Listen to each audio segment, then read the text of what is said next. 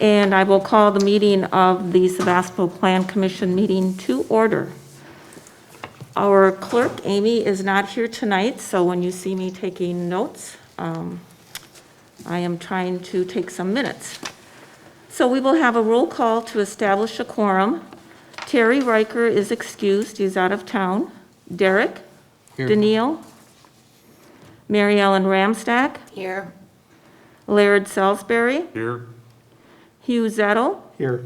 Jay Hubner? Here. And myself, Linda White, here. So we do have a quorum, 6 out of 7. The agenda has been properly noticed, I am told, so I'm looking for a motion and a second to adopt the agenda as noticed. I'll make a motion to adopt the agenda. All right. Motion by Derek, second by Laird to adopt the agenda as noticed. All those in favor signify by saying aye. Aye. Opposed? None. Public participation. I have a comment under public participation. Some people have the incorrect impression that I have a conflict of interest because I, together with 26 of my neighbors, are involved in civil litigation to enforce deed restrictions that are unique to our Bluff Estates subdivision. Please know that these restrictions only affect property owners in our subdivision and have absolutely no bearing on this proposed ordinance. Thank you. All right, would anyone like to talk or speak to a matter? All right. For those, if you would please state your name and your address, and give me some time so I can take some notes, all right? All right, so who would like to go first? Mr. Mischke. Thank you, Linda. My name is James Mitchie. I reside full-time at 4159 Bayshore Drive. First, I'm going to put my Bayshore Property Owners Association hat on. Here we go. I am on the BSPOA Board of Directors who discussed the proposed Sevastopol short-term rental ordinance at its November 18 meeting. Bayshore Property Owners Association endorses the proposed short-term rental ordinance. Like the Planning Commission, there was concern and issue with the minimum rental time provision. The board urges that a realistic approach be adopted that protects residential neighborhood character. Ordinance enforcement, of course, is another concern. So now I'll take off my BSPOA hat, and I'll be Jim Mitchie again. I continue to think about the minimum rental time ordinance provision. I'm sure you recall that at your September 3rd meeting, I advocated for a 6-day minimum rental, then rethought that position based on discussions here and consideration of local conditions. I stated this at your October 1st meeting. To add flexibility, I touted a maximum number of annual bookings per year rather than a minimum stay time. And I understand and appreciate that this idea was deemed to be too cumbersome and complicated. Looking at this, I do believe there's a consensus that one-day rental should not be allowed. I lean toward or no limit at all. I lean toward a 3-day minimum, but realize that this is more than a weekend stay. I noted from the recently passed Sevastopol budget that about 7% of town revenue comes from room tax receipts. Also, I think we have to consider fairness to those who have had short-term rental business for short-term rentals and been doing it legitimately. I wonder whether a path forward would be to establish a 3-day minimum stay provision, but increase that to 6 days if a property is found to be in violation of the ordinance. That is, strike 1, you have a 6-day minimum, and by the way, strike 2, you get your license revoked for some period of time. I realize that this makes enforcement and action even more important, and the scheme could increase the number of town complaints and reviews. Something needs to happen, though, to control short-term rentals in residential areas and some manner of eliminating party pad problems. Thank you very much. Thank you. Yes, sir. Yes, I'm Tim Chapman. I live on 4689 Bay Shore Drive. First of all, I'd like to know what strike one and strike two is.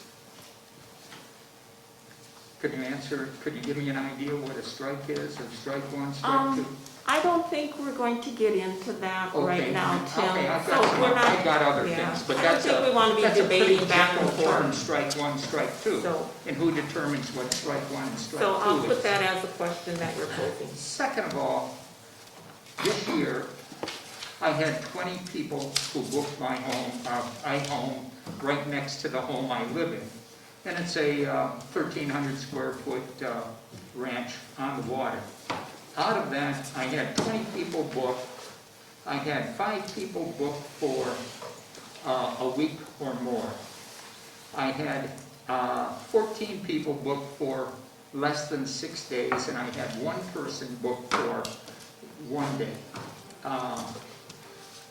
Many of the people that come up here are elderly, at least my clients, and they come in the middle of the week, and they don't want to be here for a long period of time. Many of them are families. They come up on Friday night and leave on Monday morning. This is a terrific burden to all of a sudden impose a 7-day or 6-day or whatever minimum. And it would, I'm sure it would cut my revenue. And, you know, we have, your fee is going to be, I don't know, it was something supposedly $100, but that was left blank on the draft that I saw.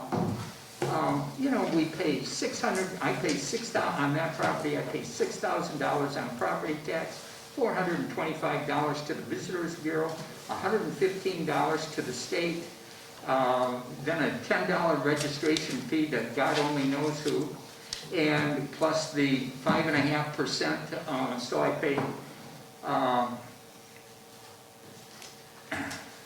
over $600 in room tax, $600 in state tax. That's a significant amount of money, and then all of a sudden, somebody's going to complain about this. I'd like to know how many complaints were registered. Do we have that number? I think that number is very important. We have 66 short-term rentals. And I think the number of complaints is very important. Some people speak very loudly and are heard all over. And just because they speak loud doesn't mean that whatever they're speaking about is more important. There would have to be a significant, I'm sure there are problems. I'm sure there are problems.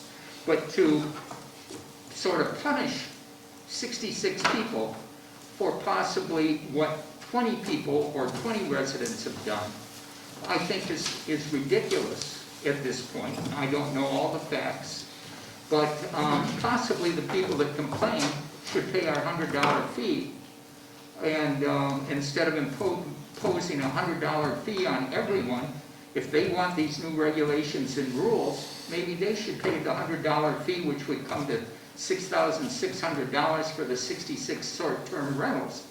And then we'd see where we were at.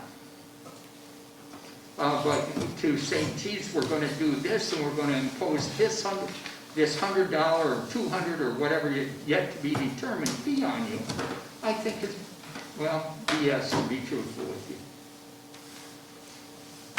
That's it. Thank you. Anyone else? Sir? With the gray shirt on? My name is Dan Lindner. I reside at 53. Please put your mask on. Please put your mask on while speaking. Thank you. Thought it'd be more clear since I'm social distance. I'm sorry, but Go ahead. Again, my name is Dan Lindner. I reside at 5389 Bayshore Drive. On that same property, I operate Cedar Grove Cottage. That facility has been in operation probably since 1967. I am currently owner and proprietor of that location. I live on the same site. We are members of the Door County Visitors Bureau, licensed by the state, also pay our due taxes to the Tourism Zone Commission, and have a lot of the same issues I think this previous gentleman mentioned regarding costs. We have been renting by the week for a number of years.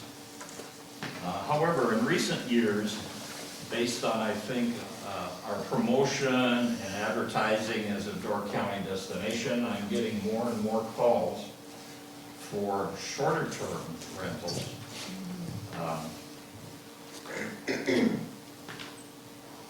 There's an increase in those to the point where I get calls periodically from the Visitors Bureau seeing, do I have or do we have availability?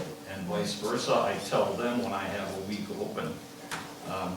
It's been our practice not to rent for less than a week. However, I see that the incidence of requirements of our visitors for less time than a full 7 days is dramatically increasing. In addition to that, my cottage is seasonal. I only operate between May and September.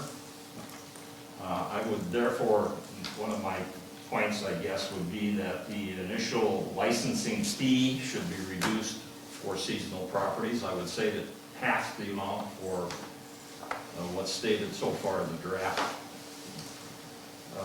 Also, I would recommend a 3-day minimum for those folks that take shorter term rentals.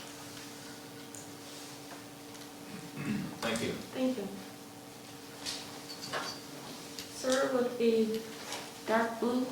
Okay, my name is Doug Kirkman, temporary resident at 4511 Lori Lane, Sturgeon Bay, Wisconsin. Permanent residence is currently in Algonquin, Illinois. We have a lifetime goal, this is my wife, of becoming permanent residents of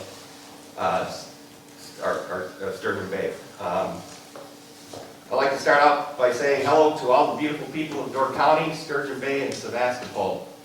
And I mean that from the bottom of my heart. It's a rare day that we do not go out in this community or in this environment and come home not having met a new acquaintance and a new friend, and people that are very kind, open, happy, and generous. So we appreciate the opportunity to do that.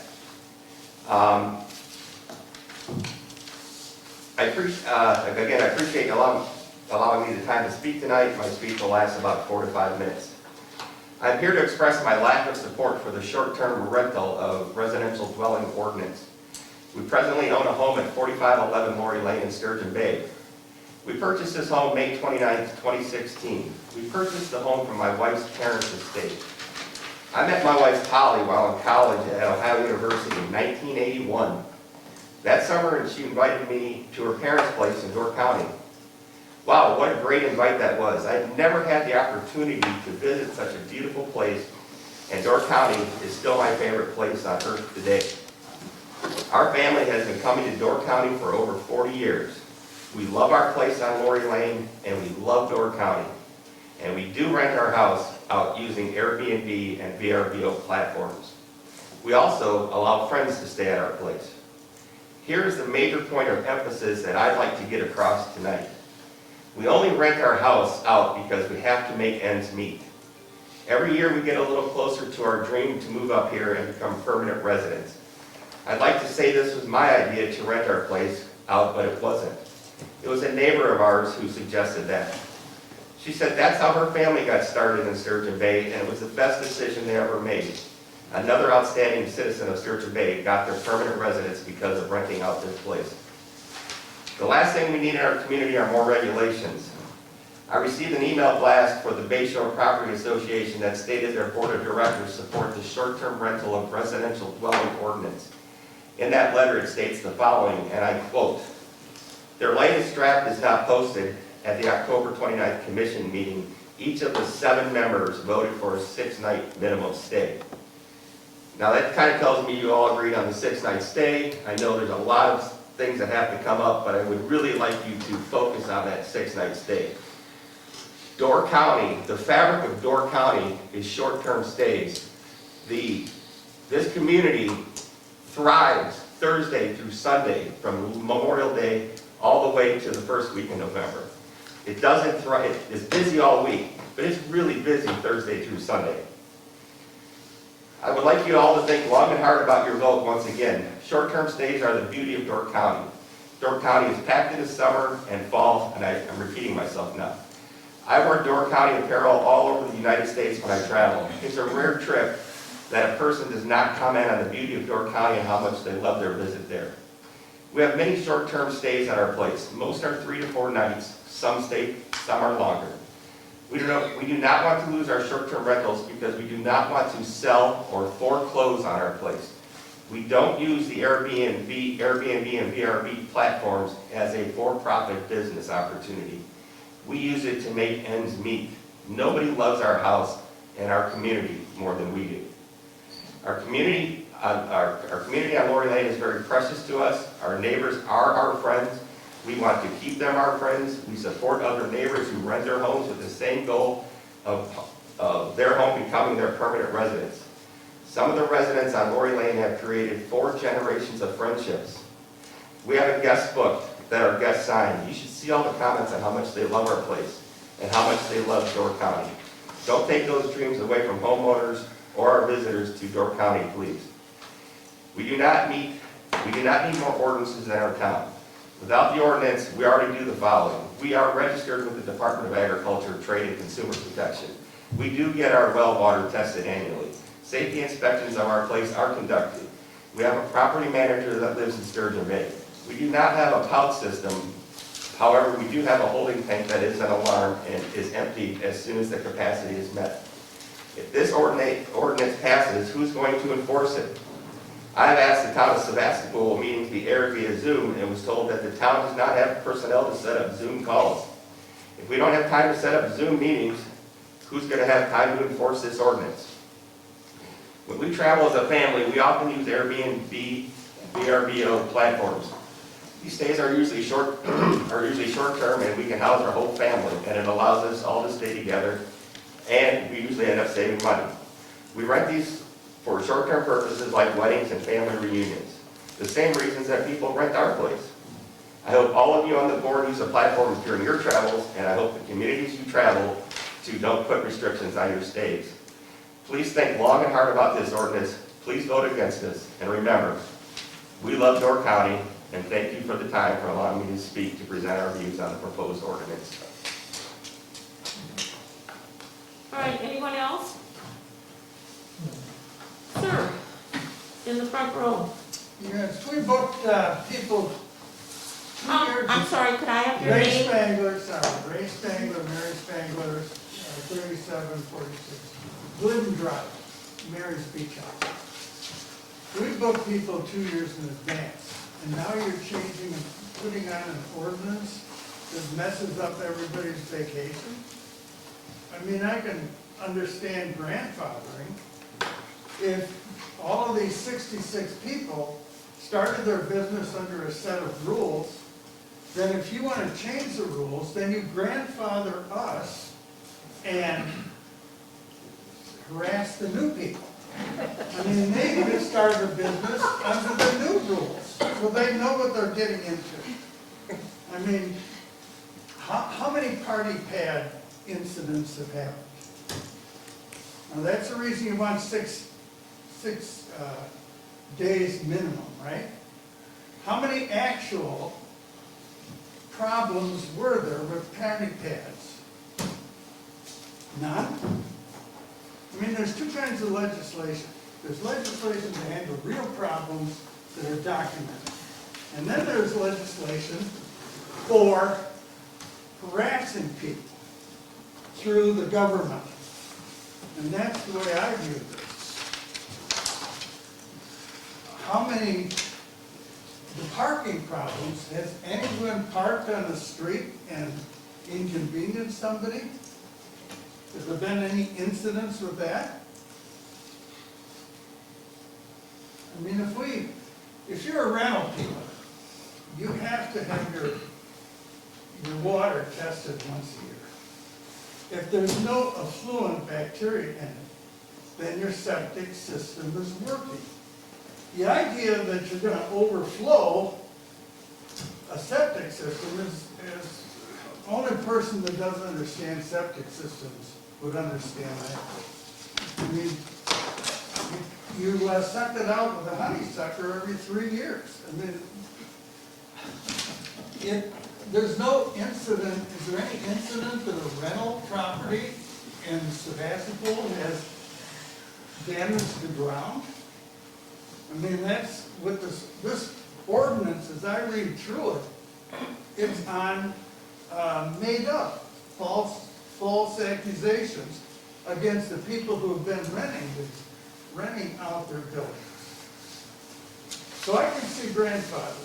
I can't see 6 hours or 6 days because Door County isn't the same county that it was last year. I mean, we had a good year, and we went short-term rentals mostly because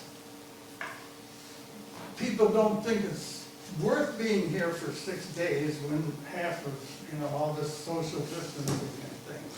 Now, maybe this is gonna be a change here in the future, but you don't target a kind of business like if you're gonna regulate, say, drugstores in a way that wrecks the business so that they'll leave.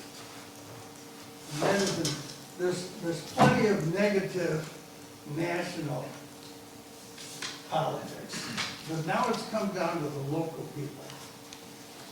At least they're not burning small businesses up and looting them. But, I mean, legislation can hurt a small business as much as, terrorists can in the cities. Okay, thank you. Thank you.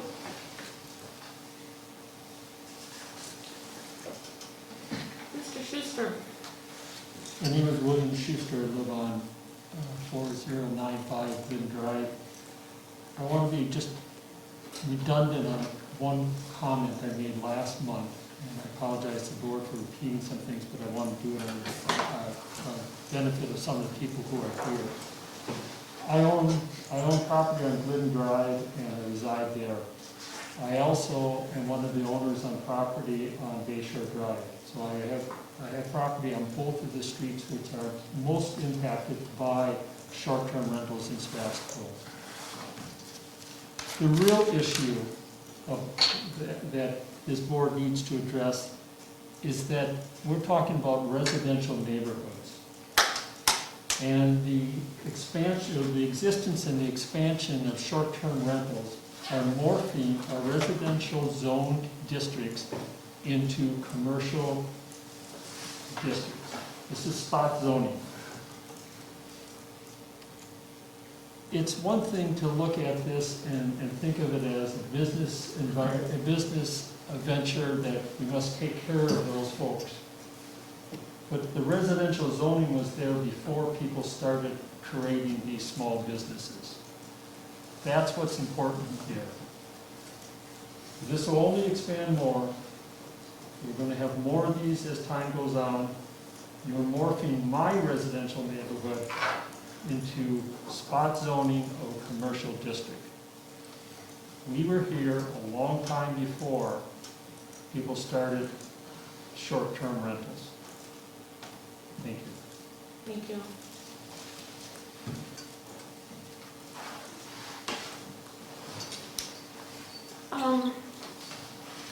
Mary? Is it Mary? Ms. Me? Brown? Yes. Oh, yeah, Carolyn Oh, Brown, I'm sorry, Carolyn. 3780 Glidden Drive. First, I would like to say that I would be very curious. I'm sorry if I am not totally up to speed on this. I would be very, very curious to know how many complaints and what they are have been filed in terms of trying to come to grips with what this ordinance is hoping to accomplish and how necessary it is. I know that just over the past few years, we started renting our cabin out maybe half the summer, almost all a full week. And the only complaint that we got was my next door neighbor sent me a text saying, you should know your renters are leaving the outdoor lights on all night. And it was a pretty easy one to handle because the renter was my sister. So I could call and say, you know, you're driving people crazy, cut it out. But, you know, we just started doing that because my mother went to a nursing home. And if anybody here has ever had a loved one in a nursing home, they know that it's not cheap. It's really expensive, so in order to hang on to the property, this was something we had to do, and we definitely wanted to hang on to the property. Another thing that I thought about as I was thinking about coming here, I know, I've been coming up here since I was 5 years old, and my parents started out down in Angasay, and then they moved over to Glidden Drive. So I've watched it evolve over years, and it's always been a place where people come to vacation, whether for a short time or a long time. It's been a vacation spot, whether they've rented or purchased. My interest, along with the first one, is spot zoning would require, if that's how this turns out to be, requires spot enforcement. And how you're going to handle enforcement is very important to me, because at an earlier meeting on this subject, my property was the one that was used to demonstrate a property that was out of alignment with the code, and the information that was given this board was wrong. And it's well within the boundaries necessary to get all of the licenses that people have talked about getting, which we have all of them. So if you're going to do spot enforcement, then just get ready for the fact that you're going to have people calling you with bad information, and then you're going to have hard feelings, which is not good for the community. Finally, in reading the ordinance, I was wondering about the necessity of H. The property owners need to have the neighbors know how to contact people. On Glidden Drive, I think it's fair to say, for those of you that, we know how to contact our neighbors. I mean, that's just not, you just walk down the road and knock on the door and there you are. But I think that H is just redundant. I think it's completely covered by B1, EA, and F.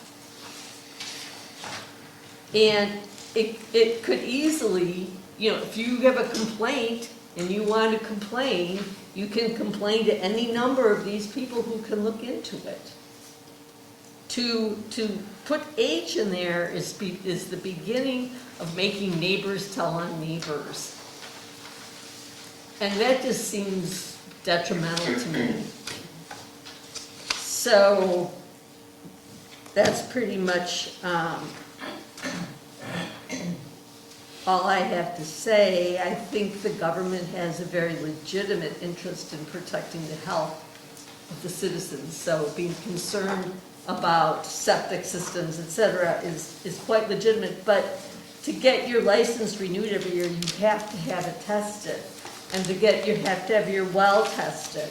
And so that's already been taken care of. And that's true whether you live there or you rent to somebody. And finally, there was a part in here where you talked about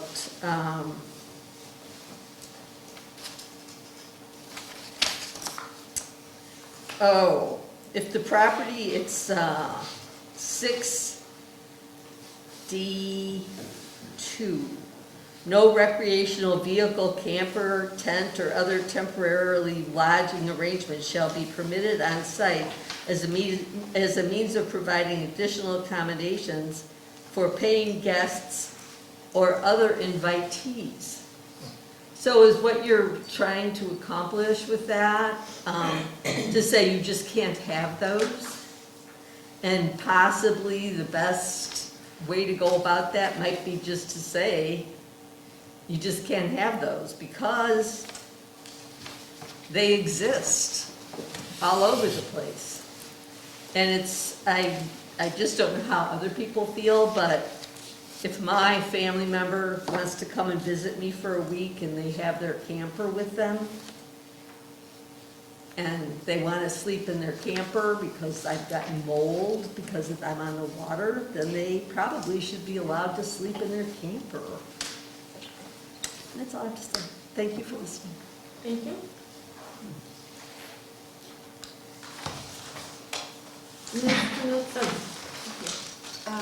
First of all, I'd like to read you, I did send a letter to the board, but I didn't make copies for the other people that are here, and I'd like to read you that, and then I have a few other additional things that I did not include on. I'm pleased to see that the commission is addressing. Excuse me, can we name and address, please? Oh, I'm so sorry. Diane Knudsen, 3939 Bayshore Drive. I operate G Mama's Place, which is a part of my home. I am pleased to see that the commission is addressing rules and regulations for short-term rentals and completely agree they are necessary. Being a native of the county, I have deep concerns about the type of development that is occurring, how to progress without changing the essence of what makes this place special. My vacation rental, G Mama's Place, is a large efficiency apartment located on the lower level of my home. It has been open since since 2012. It's listed as a verbo, and to my knowledge is completely compliant with all the state and county regulations. I am not aware of any inconvenience that has ever occurred that will affect my neighbors. When I initially opened my rental, I was happy to see anyone request a reservation, whether it was for 2 nights or longer. I intended to switch to accepting only weekly reservations, anticipating it would be less work for me, but changed my mind after listening to a speaker the Visitor Bureau sponsored. The speaker was definite when he said that people were tending to change how they spent their vacation time. He indicated that the trend was to take shorter, more frequent vacations, and that weekly rentals were not the way to go. Instead of heading out to enjoy a whole week of fun, people were starting to take long weekend getaways or even mid-week ones. I found that to be very true, especially for the clientele to which I cater. My vacation rental is for 2 adults only, with a minimum of 3 nights. The clientele is diverse, with guests ranging in age from early 20s to late 70s. There are those who save all year for a short getaway, and those who could easily pay to stay for the highest priced place in the county, if that was what they wanted. Some who just want to chill out for a few days, and some who simply want to have a place to sleep in order to shop and enjoy the activities of the county. Although state regulations allow the township of Sevastopol to limit stays to a minimum of 6 nights in a short-term rental, it would be interesting in my business. It would be devastating in my business. Over 80% of my rental income in 2020 was for stays of less than 6 nights. 3-night stays accounted for 60% of that income. 17% were for 6 or 7 nights. The 3-night rentals were not just for long weekends, but in many cases were booked back-to-back, quite filling the calendar for a part of the season.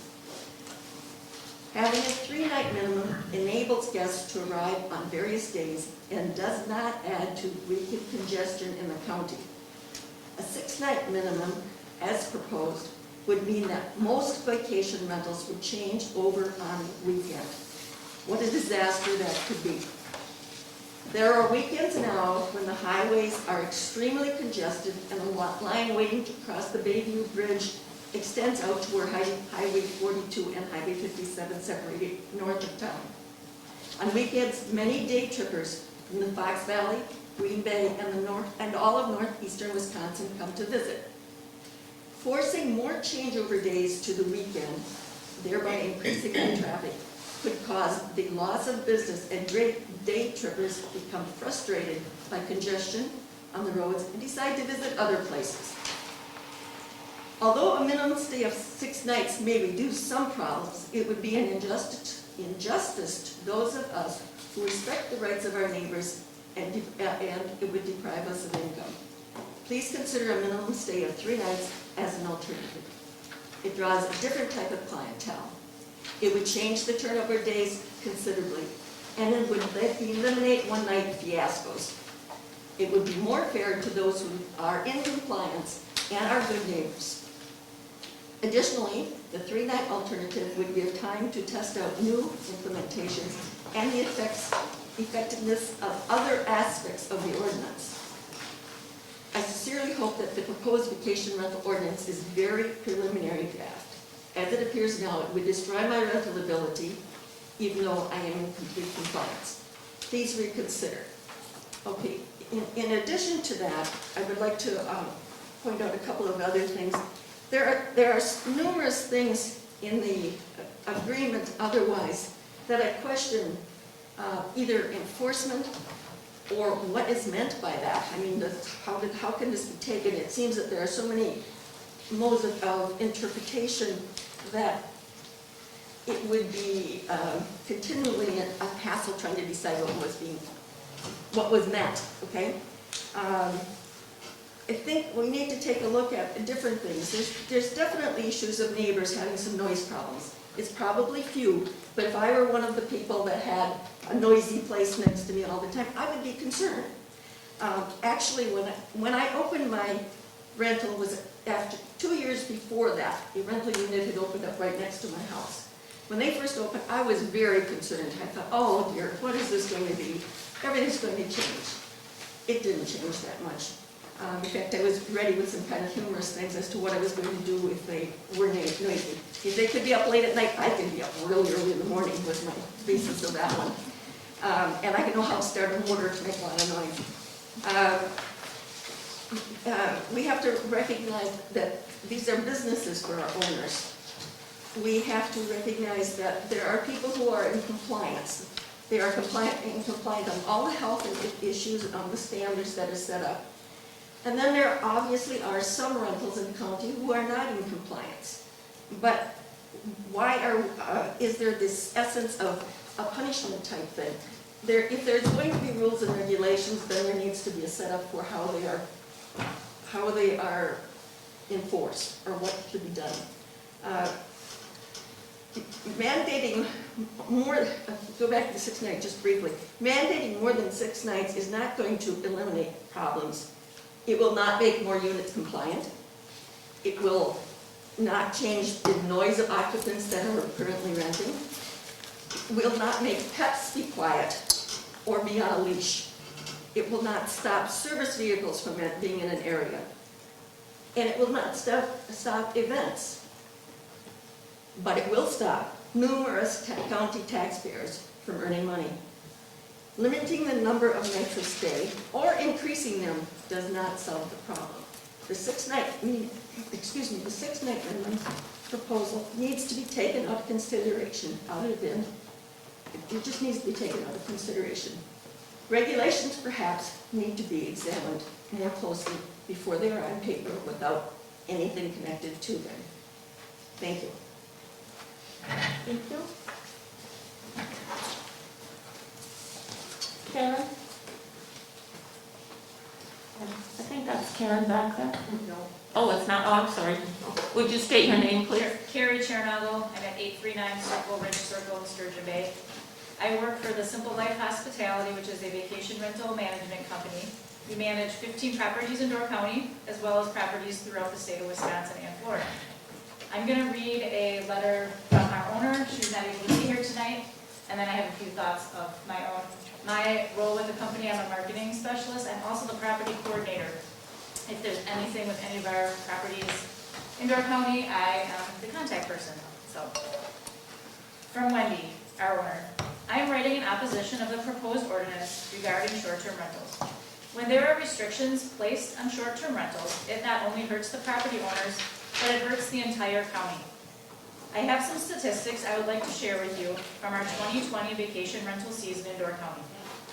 Out of 466 stays, only 32 were for 6 nights or more. The average stay was 3.1 nights. The average revenue per stay was $1,365. Approximately $35,000 in room tax revenues were paid to the Door County Tourism Zone.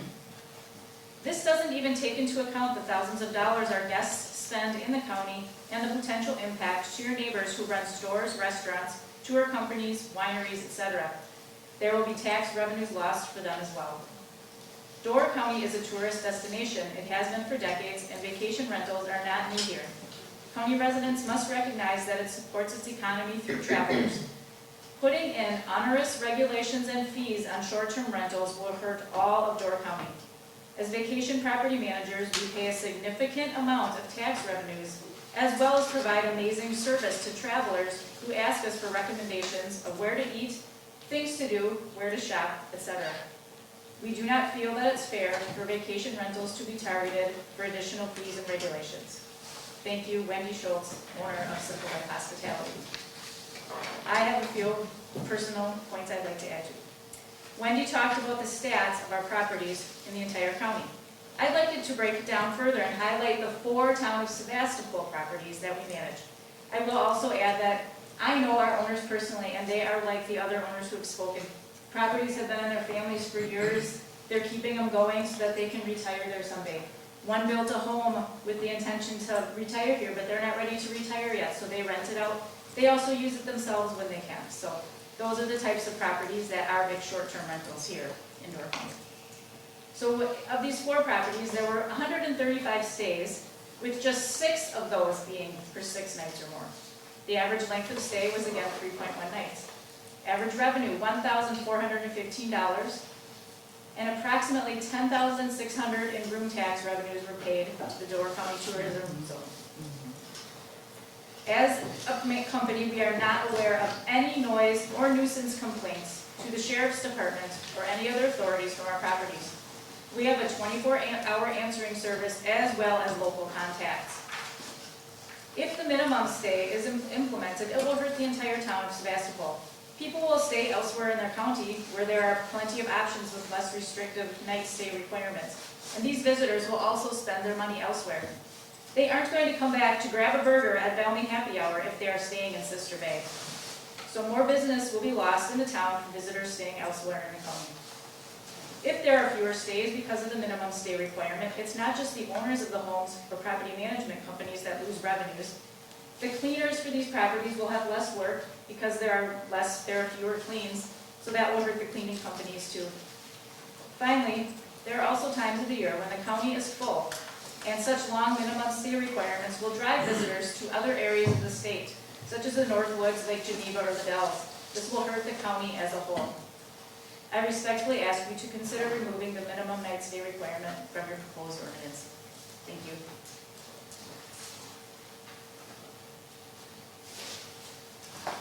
Thank you. Anyone else?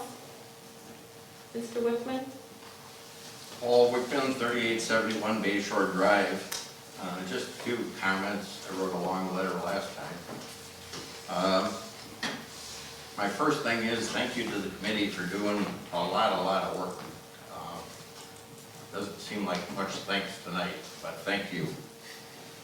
Second thing is I live and bought in a single-family residential zone, and I completely agree with Bill about his comment about hundreds, if not thousands, of spot zoning issues we got going here. This didn't happen legally until the state legislature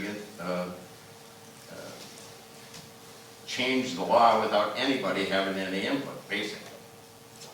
And that's what allowed this whole kerfuffle to happen. And I'll just leave it at that. I want to live where I know my neighbors. I don't want to live in a hotel zone. That's the basic issue there. Lastly, I want to thank Mr. Chapman because he graciously told me what his assessment was.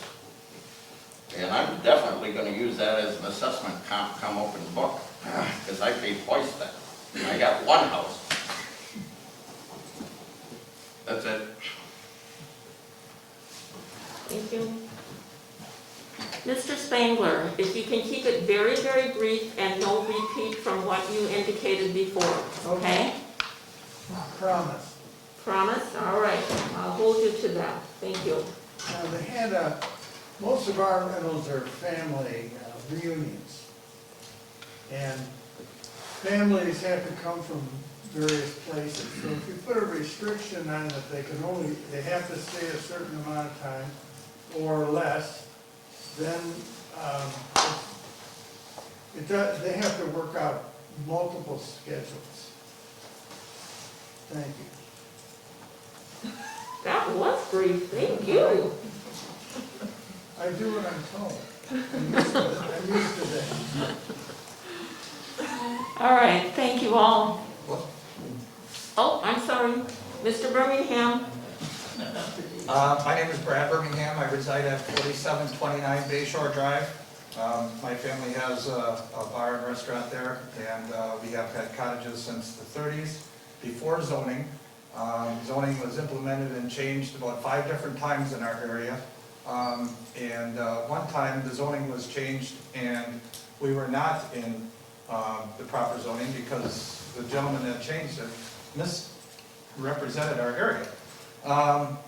So zoning is something that is very questionable. It's been changed over the years, and when you guys up here on the board do your planning and stuff, it's not what people always necessarily had before. Zoning has been changed in regards to you people changing zoning.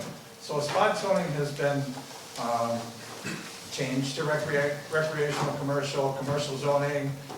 There's 20 different kinds of zoning, and sometimes they change it without people even knowing they changed it.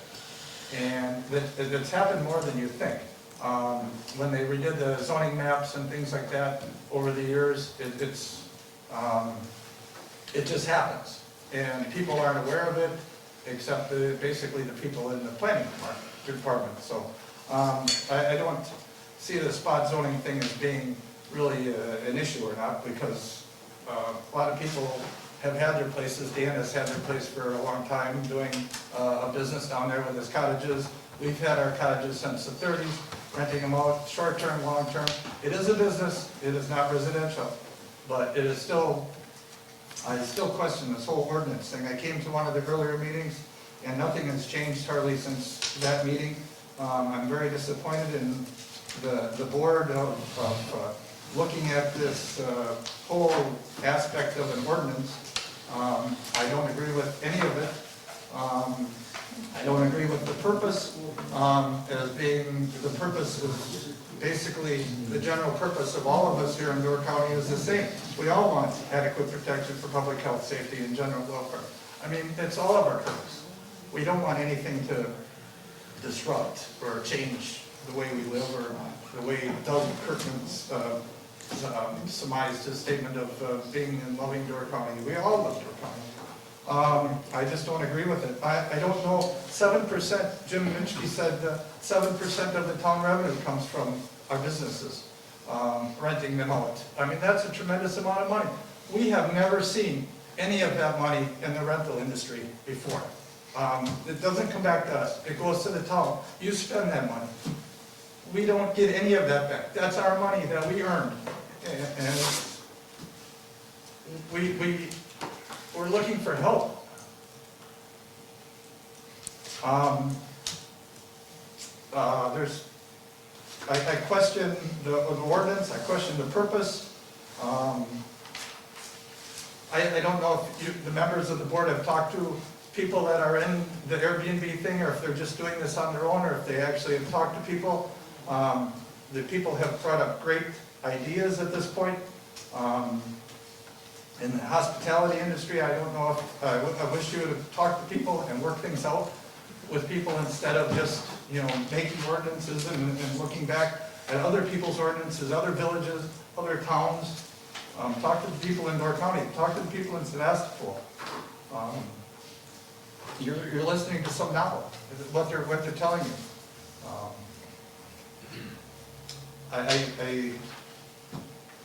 I don't know what else to say. I guess I disagree with a lot of people here. We are a little different than we have the business, and a little bit different than the residential, but sooner or later they're gonna change that, possibly, instead of having issues with this. Maybe they'll change other things. So I would like you to listen to people and do the right things. Thank you.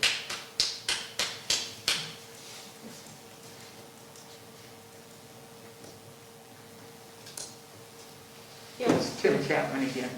I honestly don't know the purpose of these rules, and we have the Visitors Bureau, they have rules, we have the state rules, and much of that is covered it's been covered. And now we have a new set of rules, which are overlaying those rules, and we've added some stuff, but I honestly don't know what the purpose of this is. It sort of boggles my mind. And I'm not that sharp anymore anyway.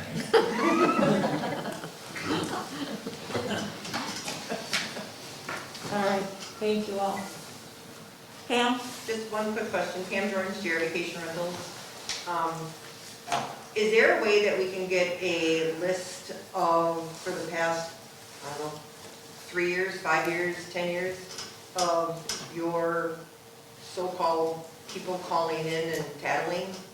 Your, like the dog's not on a leash, or somebody's noisy. Is there a list of how many complaints that you've had and what those complaints are?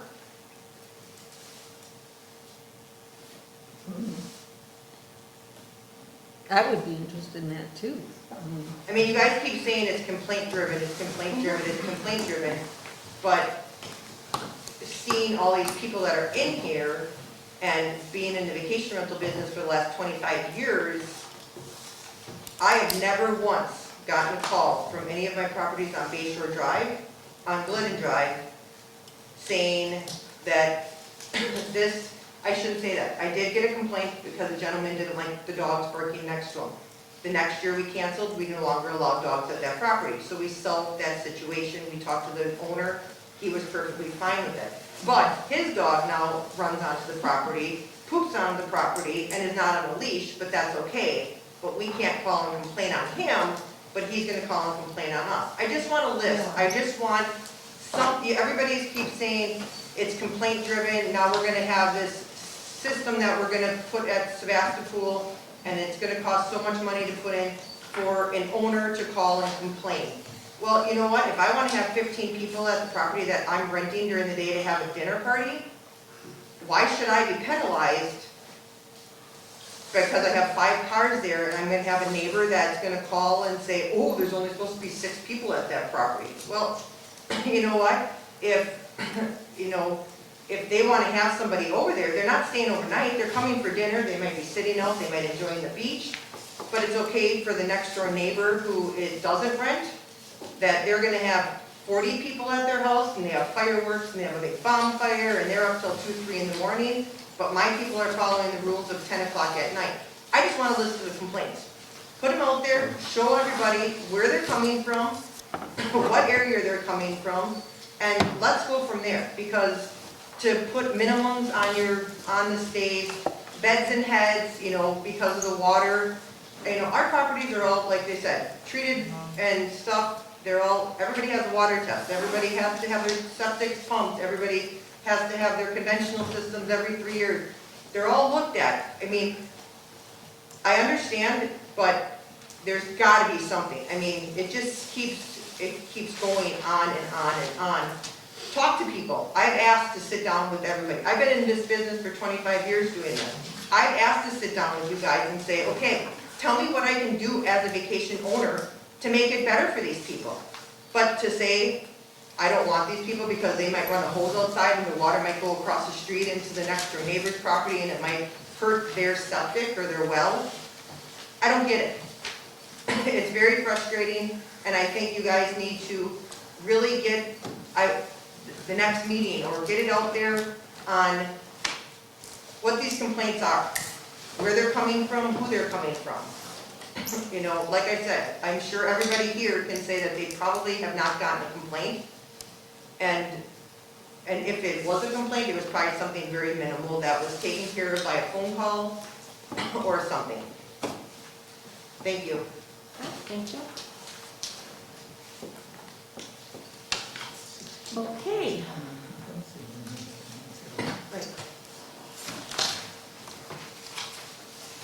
Like I said, bear with me here as I save my note. No, go ahead. Okay.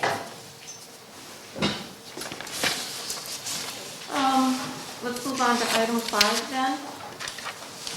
I believe I've said this before too. We are getting lots of emails and calls and things like that. Anybody that sends an email, it is being saved to a file, and so we're not ignoring anybody. Now we're in my way.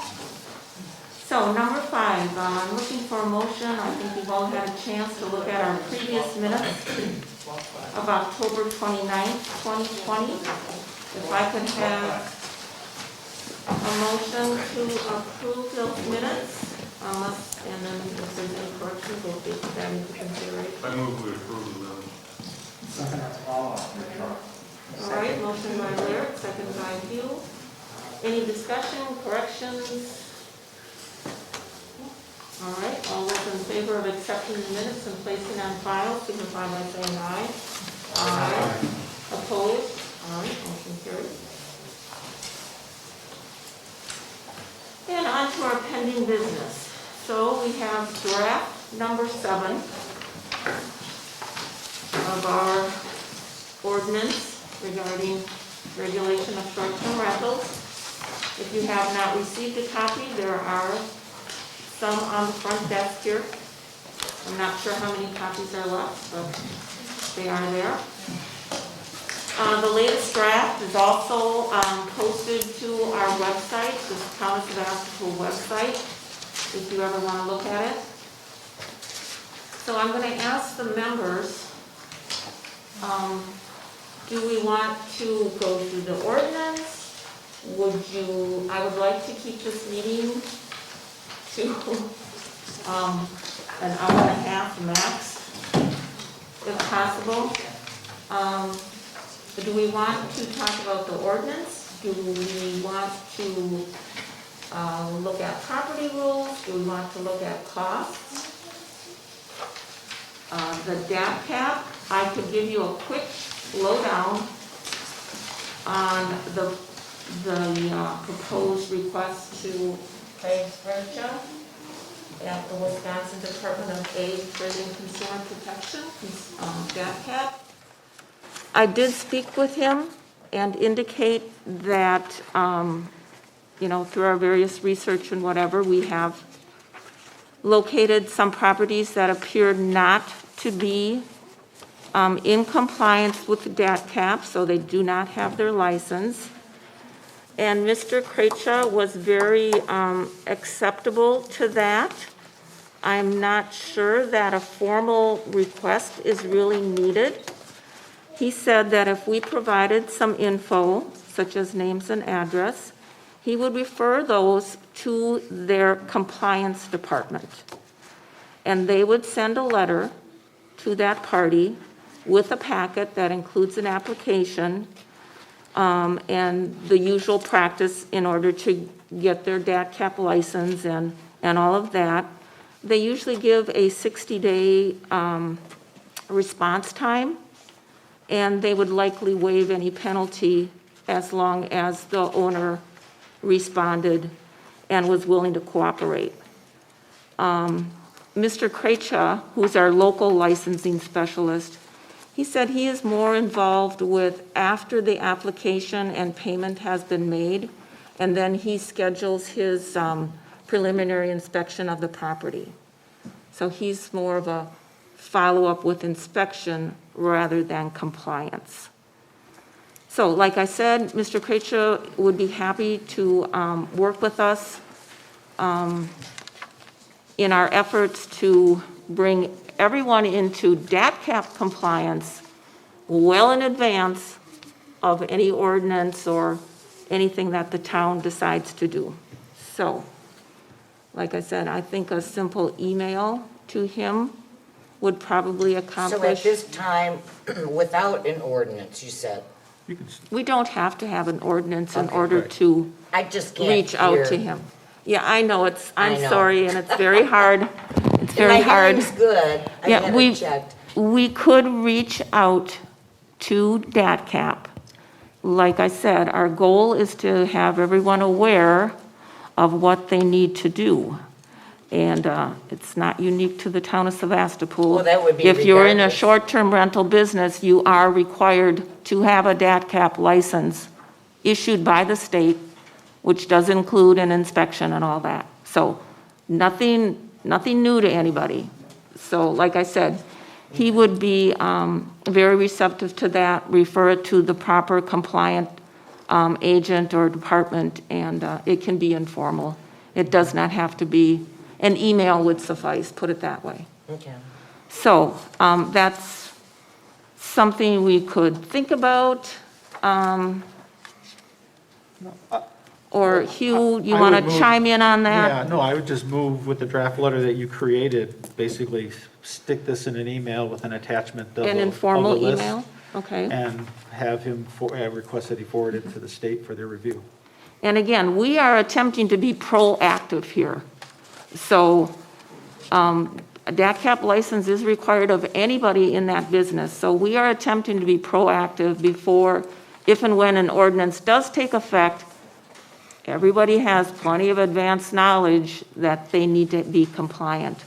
So Hugh, if you would like to just take some of that language and incorporate into an email and send that off to Craig, and he would forward it to the proper person, are you okay with that? Sure, I'll do that. Okay?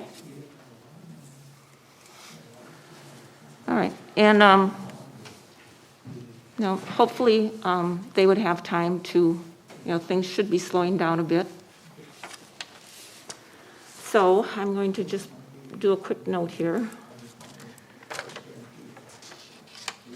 That we will do a rather informal email request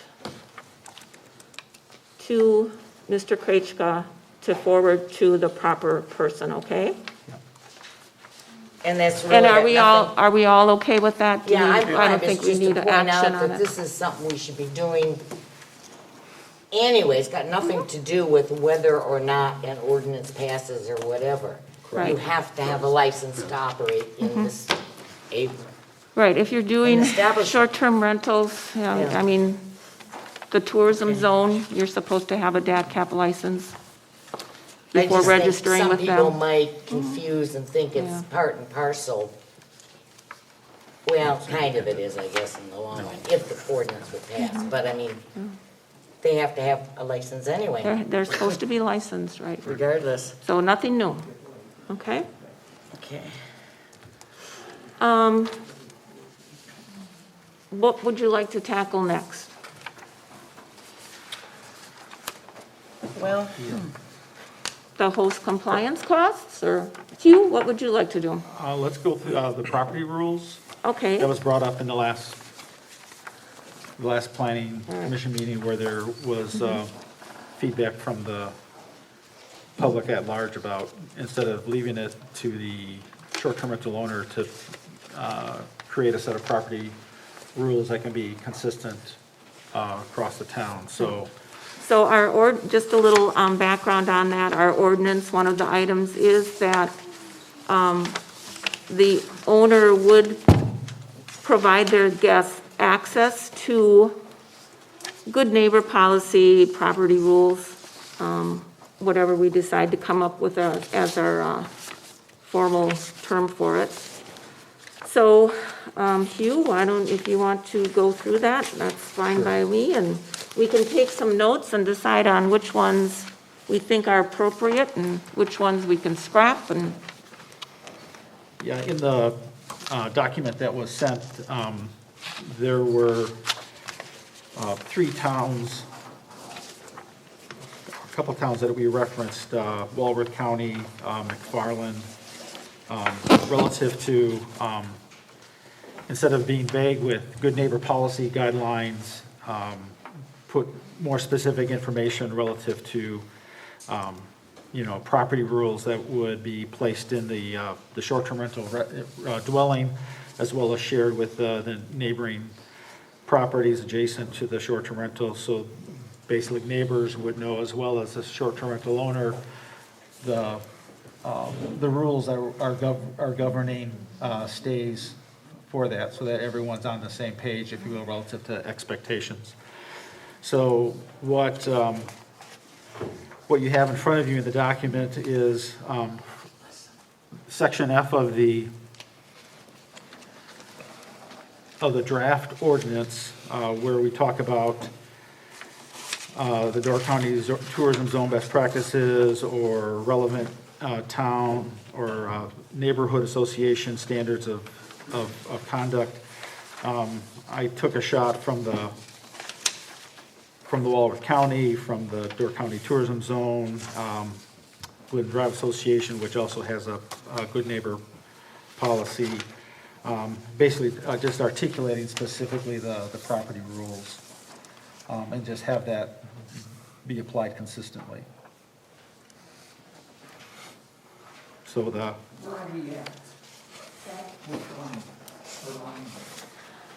If you look at, oops, I'm sorry for that. Item, which one talks about the property rules? 6F. 6, okay.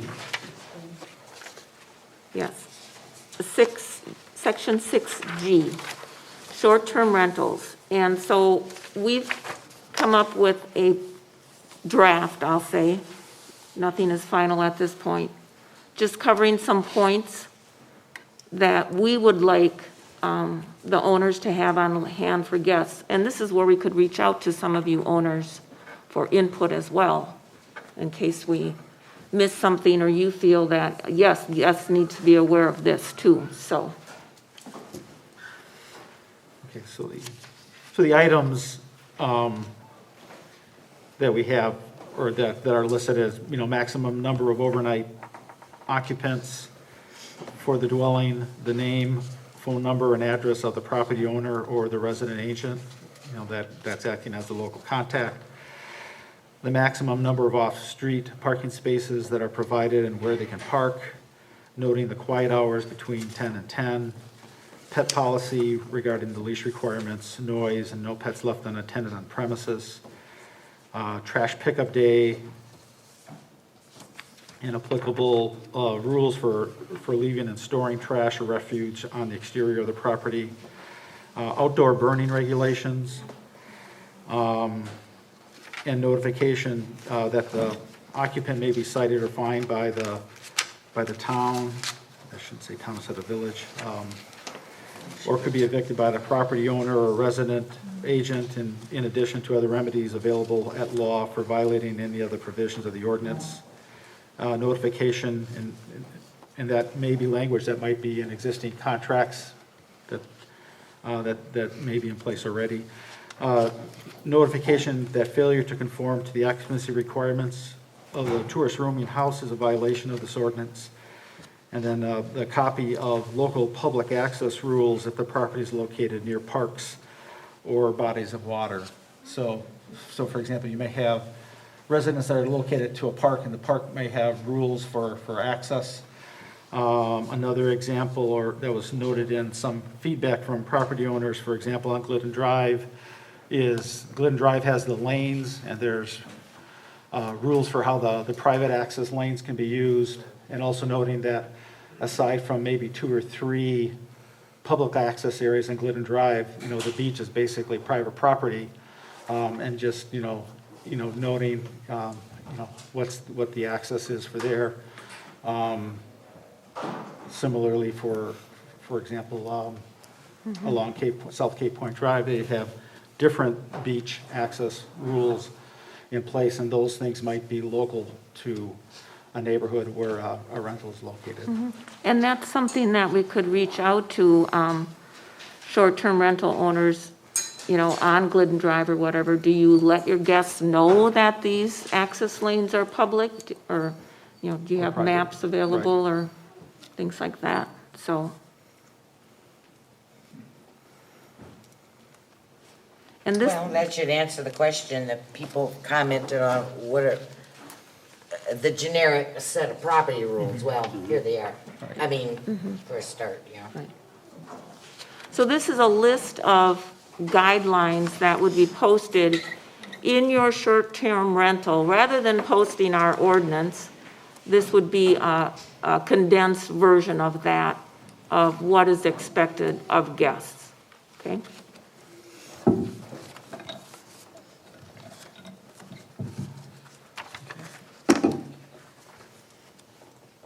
So Are we going to, on line 33, Hugh, change that word village? Yes, the town, sorry. Okay. That was a cut and paste from one of the, That's all right, and from McFarland. Yep. do you need any? No, I just, if Moving on there's any that? feedback, or Or- I can include it in the next draft then, if there's any other questions. Jay, you good with it? Sounds good. Laird? Yep. Derek? Great. All right. That notification and citation, I think would be a little scary to a guest, but I don't know if there's a softer way to say that, but something to think about. We certainly don't want to intimidate any guests, but. Well, I mean, they shouldn't feel intimidated, because if you look at an Airbnb, standard, contract, right? They're liable for any damage they do to the property or Okay. premises All right. themselves. And, when they are at a location, they're subject to the local ordinances that are, in that area as well.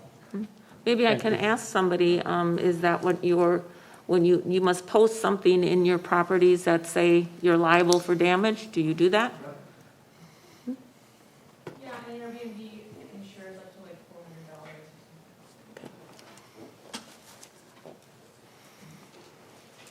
$400. Okay. So I'll just include this in the next draft then. Sure. With the updated edit from village to town.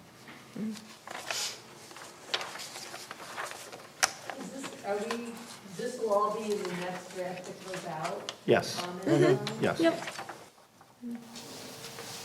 It'll be an attachment to the ordinance, our next draft. And then, Hugh, like items 40 through, to the property rules that are posted certainly don't need to have items, lines 40 through, or do they? I'm thinking of what is going to go into the residence. Yes, that's the stuff that's in red. Right. But in notifying the neighbors, it's also to let the neighbors know, hey, these are the expectations of the renters that are staying. So it allows the neighbors to know that there is so there's a Okay. matched set of expectations. Okay, So so everybody's on the same page. Everybody's on the same page, you're right, Yeah. Muriel. So lines 40 through, that'll be refined to. That's just the existing language, yeah. Okay. Yeah. Except for All right. 48, correct?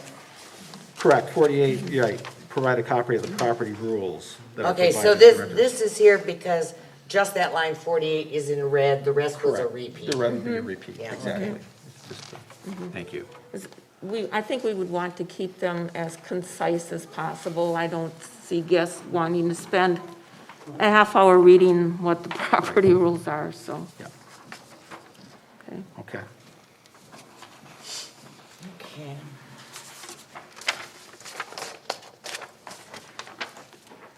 Right. So that's it for the ads to the The draft, yes. next draft, Yeah. okay? Yep.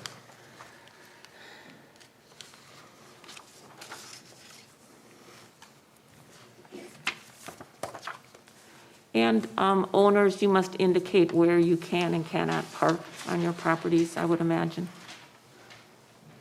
Right. Typically a binder in every property or Okay. something online, a welcome letter, with pretty much all of these things outlined. Just as good, as owners, I mean, the owners have pride in their property, they don't want them getting trashed, so. Kind of, this is a little redundant with what is already in the properties. Just so you know, so you don't spend a ton of time. Maybe we could see one of those binders one of these times. I can bring one, I'm happy to meet you, drop it off, no problem. You can drop it off at the office here. Who is it that's speaking? I can't see. I'm sorry, that's me. Oh, okay, that was Carrie, right? Yes. Okay.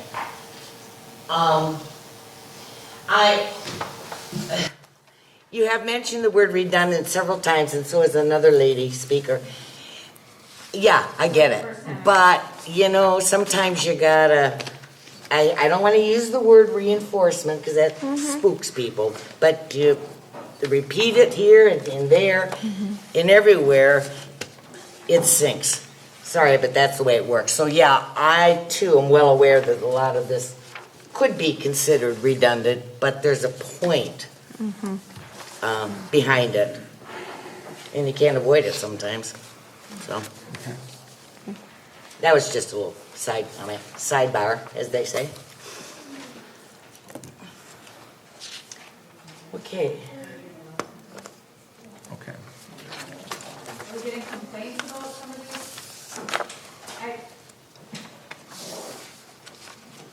Yes, we're getting complaints.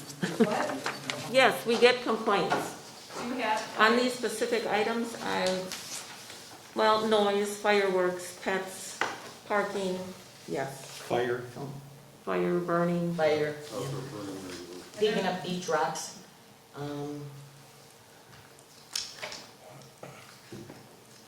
Maybe that's a, yeah. And then this, the rest of this, the backup or extra information for this, or do we need to discuss this?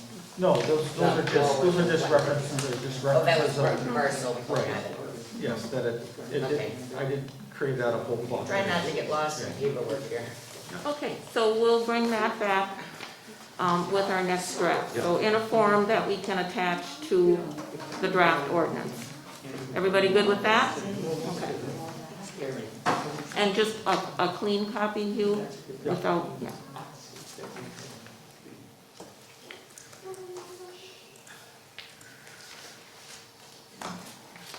All right, should we talk about Granicus and host compliance?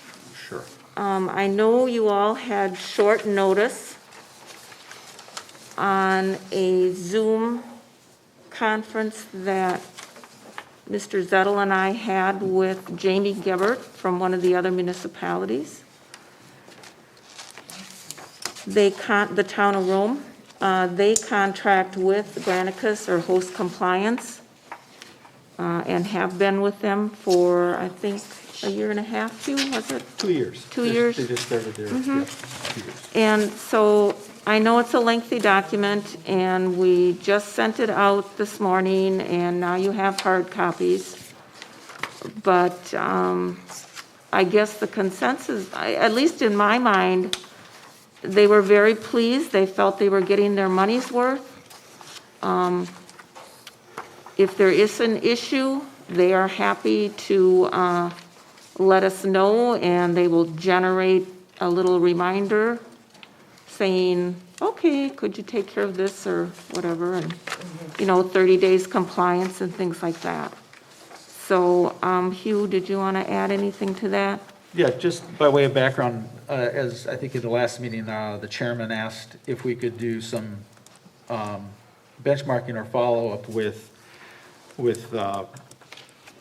municipality that's closer to Sevastopol size that uses the Granicus application for how they do short-term rental compliance within the municipality. So we were given the contact of the town of Rome. Town of Rome is in Adams County. They've got a population of about a little over 2,800. They're kind of surrounded by a Tri-Lakes region. Arrowhead Lake, Camelot Lake, Sherwood in the town, and then Pentonwell, which is the second largest inland lake in the state.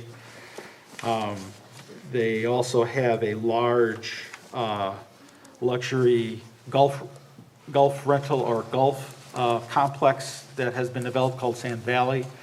They have, which I think has 208 Units, rooms sir, yeah. to support that luxury rental. The town of Rome is is kind of self-contained. They have 21 FTEs. They have their own magistrate. They have their own zoning within Adams County. They have between 40 to 50% seasonal residents. And they've got, aside from the 21 FTEs, they got approximately 60 personnel total, so they have a lot of part-time. They also have their own volunteer fire department and a seasonal parks and public works set up. They established their short-term rental ordinance in November of 2017. They have a 7-night minimum stay. They do have a tourism organization. They collect the room tax. They collect the 8% room tax. I know that's something Door County Tourism Zone is contemplating. They have a tourism zone initiative, an organization, and their primary reasons for implementing their short-term rental ordinance is protect public health and safety and the general welfare, determine the responsibilities of owners, operators, and property managers to protect the character and stability of all areas, especially residential areas, and set minimum standards necessary for the health and safety of persons occupying or using buildings, structures, or premises. This is from her feedback back to us. Relative to Granicus, relative to their fees, their annual fee is $275, and their renewal fee is $275. What's unique about the town of Rome is that anyone who wants to operate a short-term rental has to go through a conditional use permit. So they basically have to pay a $300 conditional use permit fee, just for any other conditional use permitting process that's typically goes on in the town. So that would make it $575. So basically I mean, if $575, you, right? yeah. And she said the advantage of the conditional use permit is it forces the STR owners and the neighbors to get together. And they said that process works because it forces communication between the STR owners and their neighbors relative to what their expectations are, and that's done in front of the board. And so if you go to the town of Rome, you'll see, a lot of their town board meeting has a lot of CUP application reviews that our STR owners over the last year and a half, 2 years when they set this up. They currently have 34 STRs. And they anticipate that it will still grow as part of that. One of their other reasons that she mentioned that their feedback they're getting from STR owners is it helps set up expectations relative to how property should be conducted, especially for those that might get out of the short-term rental business and want to be full-time residents there, so relative to the residential character. So that was part of her feedback as well. As far as the Granicus application, they started out using all 5 of the modules. Because of their CUP process, they got rid of the mobile enabled registration and tax collection, so they do that manually. So they're down to 4 modules, the address identification, compliance monitoring, the rental activity monitoring, and then the 24/7 hotline are the 4. So that roughly for their 34 properties they have is roughly around $4,000. They said that the property identification is the number number one, best application because it helps identify properties that come online. Again, Granicus looks at over 50-plus marketplace platforms multiple times a week, so they see rental activities, they see bookings, they see the change in the process of how it's done. So it's a way that they can monitor that. They're also able to monitor the identification and locations using, the GEIS coordinate system, and it relieves the town of a lot of pressure relative to following up. They used to basically have neighbors call in, and they had to fill out a form saying, I think there's a short-term rental here, and then they go through a lengthy process of investigation. Now, with Granicus, they really don't have to do that because they get that information online as... And then send out letters. And then send out letters. What they basically do is they send out a notification letter, and actually that goes out through Granicus. And Granicus, in sending notification to the STR owner, it's got a picture of the listing and the URL and all the other stuff saying, hey, if you have properties in the town of Rome, you need to apply. You have to have a DACAP license, yada, yada, yada. So it goes through the requirements. So it's a good way of educating the STR owner that just comes online, as well as giving the information they need in order to be compliant.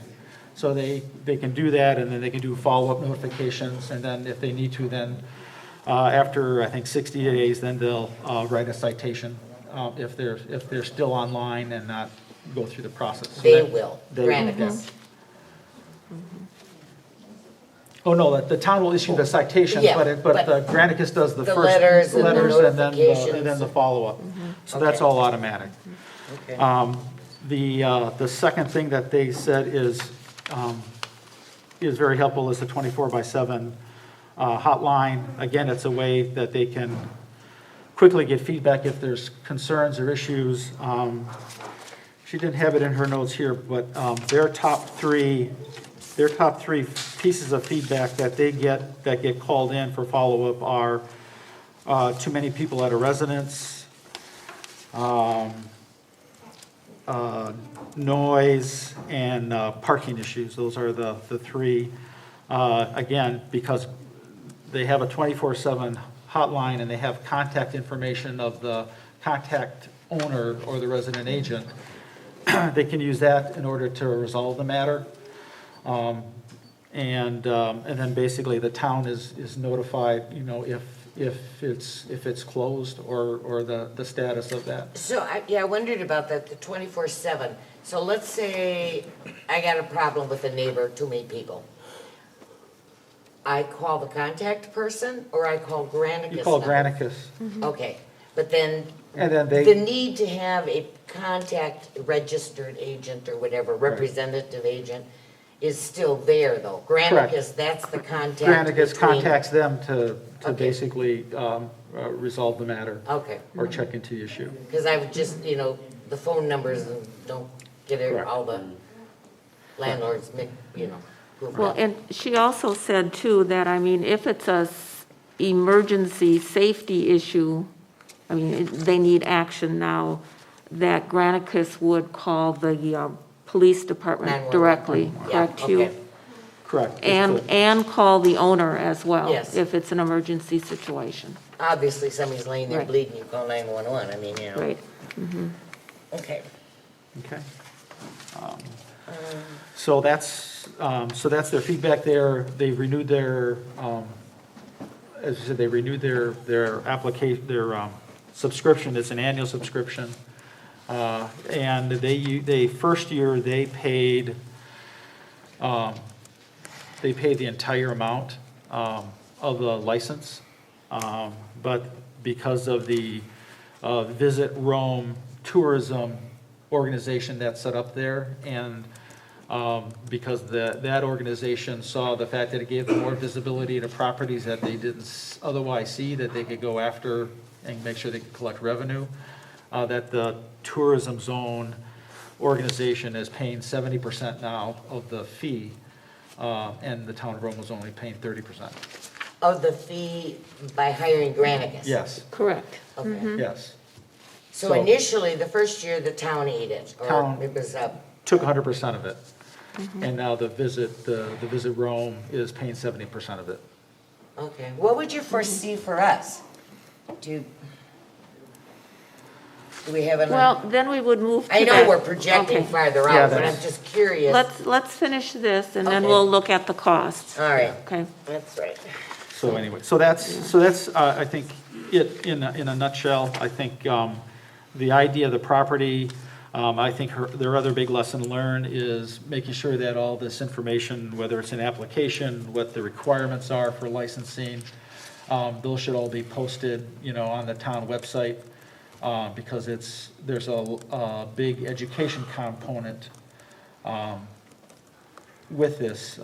They also did have a lot of people licensed from DACCAP. And I think the other part of that is they don't do the DACCAP licensing. They subcontract out with an adjacent county, Wood County, to do that on their behalf. So this information was helpful to let them know that. The other thing with the identification of the properties, which is also benefit for them as a town, is in Adams County, because of its location with the sandy soil and the plantation pines that are located there. They have a large fire risk. And so they do a lot of enforcement of fire pits and fire rings because of the fire hazards that are in there. So knowing where all these properties are is also a matter of public safety relative to fire management. I thought the other thing in there that was interesting was that the hotline provides a recorded log of every single complaint or every single call they get, so that there is a contemporaneous record of everything that Correct. goes to them. So we can get the list. Yeah.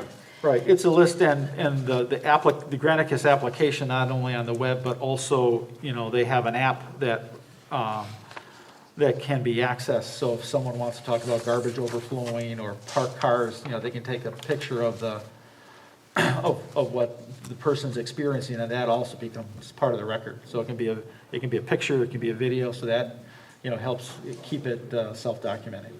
Yeah, what I found interesting on this is, I liked the fact it was a town, Right. not a county. Right.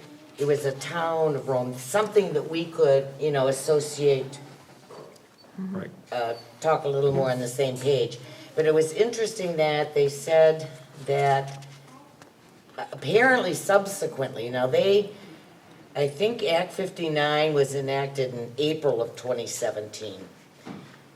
And by November of 17, these folks were on the, Yeah. on the get-go here to get something done. Right. But subsequently, I believe it was subsequently, the county also Correct. did something very, very Yep. similar. However, this town is, or the town can work on its own or use the county. So that was somewhat relevant. And then the question about, kind of in this brief, I say just a couple of year time limit or time element, they have actually seen an increase in STRs. Right. Slight, but an increase. Right. So they weren't spooked away, for lack of a better word, and it Right. wasn't detrimental. Yeah, one of her other pieces of feedback, Which I don't was- think she had it in here, is saying the feedback from both residents and STR owners, that it looked like the town had its act together relative to managing enforcement and that sort of thing. And So the that was- proactive aspects. And they're proactive, yeah, So it benefited everybody all the way around. correct. Probably had a little learning curve at first, but that happens. Yeah, that was a very good report. I thought. And that's about, 2,800 is about the same size population-wise Right, as. we're 2,872 or something like that, so Okay. very Yeah. similar. Very similar. Very Yeah. similar to us. That's why it meant a lot more, this did to me. Right. Okay, any other questions on that? No. Well, if we're looking, I guess I would, be interested in, well, let's look at the costs here, the annual. Are we ready for that, Hugh, or Sure, did no, we is there wanna- anything else on the Granicus piece, or? I don't think so, because our costs do have the Granicus modules listed in here, Correct, It does? so, yeah. right. Okay, now I've got, maybe I printed this out myself. Are these They're both the duplicates? same. Yeah, okay. I thought so. Did you get information on how much they're actually paying Granicus? Yes. Did I miss that, or? They paid, in 2020, they paid $8,100. Is that in here, or? I don't know if it is or not, and these are from my notes. That's They- a full year. Right, for the full year, and 50% of that was reimbursed to them by their tourism entity. They had their 50%? 50%, yes, was reimbursed by the tourism entity. And then for 2021, that amount went down because they're not going to use the mobile app, correct, Hugh? The mobile registration. And that was going to go down to 4,200, of which the tourism entity was going to cover 70%, and the town would only have to pay 30%. So, So that cut it in half. right, they felt that the costs were justified. They felt they were getting their money's worth. Yes, 34 currently operating short-term rentals. And as Mary Ellen said, the county ended up adopting a very similar ordinance that is countywide. Okay.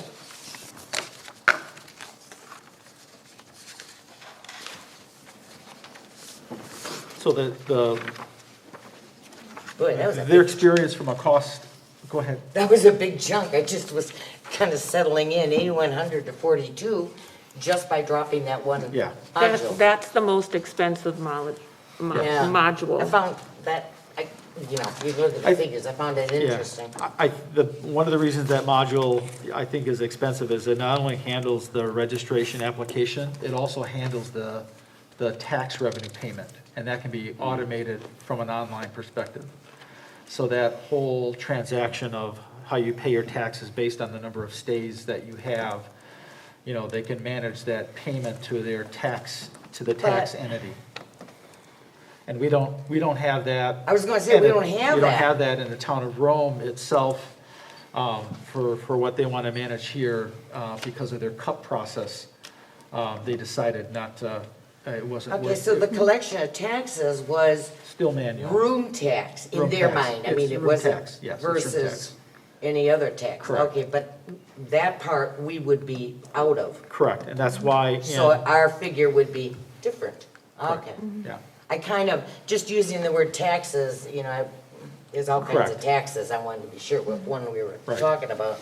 right, Okay. it's the payment of the revenue tax. Room Okay. tax, or room tax. Yeah, I think I was most surprised that anyone wishing to do a short-term rental business was required to get a conditional use permit. Yeah, And would, like Hugh said, encourage owners and neighbors, and it would go before the town board for approval for each and every one of those short-term rentals, so.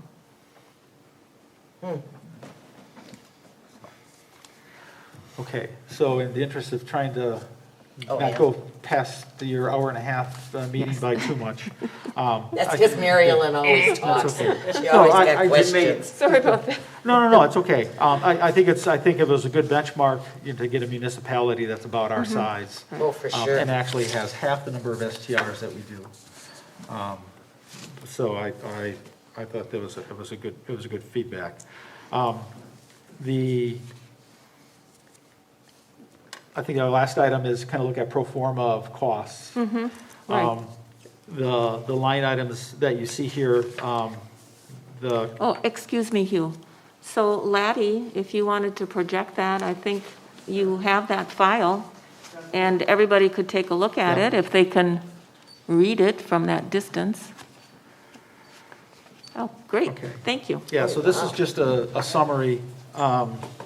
And again, the cost of, the estimation cost, the feedback comes from two primary sources. I think the line items initially is from discussions and a pro forma document that the town of Walworth used, or excuse me, the county, Walworth County used relative to what are all the elements that they estimated the cost for doing licenses. And again, these are just, best shot estimates. And again, the licenses here are not to make money, it's only to cover costs, and that's Correct. by state law.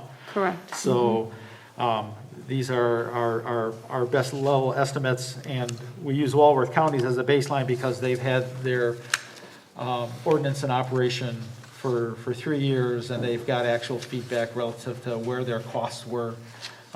In their original ordinance, they had $900 in their roll-up here per license, and that included a full-time FTE, and they went to part-time.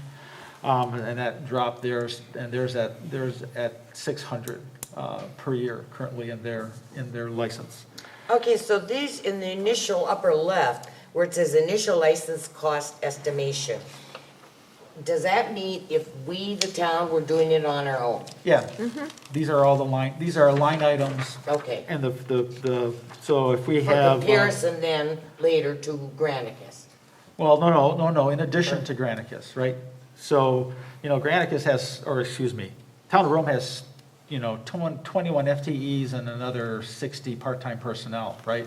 We have one full-time clerk, right? And so, Correct. so there's gonna have some part-time resources, necessary.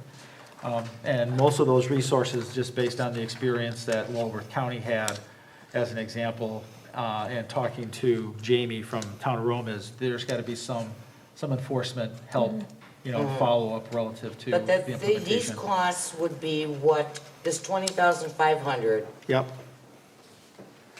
That's kind of like would first be year. what it costs to determine the $500 application fee? Or how? Well, we have to remember that that's initial, Mary Ellen. So this is, initial cost to set up. Okay, I would this'll- expect that would Right. look at the second These are all the column. elements it would take Right. to To set To this, set it stand up. this up and get it operational. okay. Okay? And you can see the second column there that would involve renewal process. And then So I a took a lot of swag those at, costs we you wouldn't know, have again. Right, the left-hand Right. side is kind of first-time cost. Okay, The then second to one is kind continue the of follow-on. process. Correct. Right. So the items kind of reflect, what it takes to get it launched, including, getting information, updating the website, publication, legal notices, town legal counsel support, admin, those sorts of items, and that tallies up to around that number. The Granicus numbers are in their original document that we shared, I think, 2 meetings ago. Their estimate, that $12,000 estimate, was based on 60 STRs they identified. So I took those 60 STRs and I did a range from 60 to 66, just to do kind of 3 examples. And you note that there's a STR number and a listing number.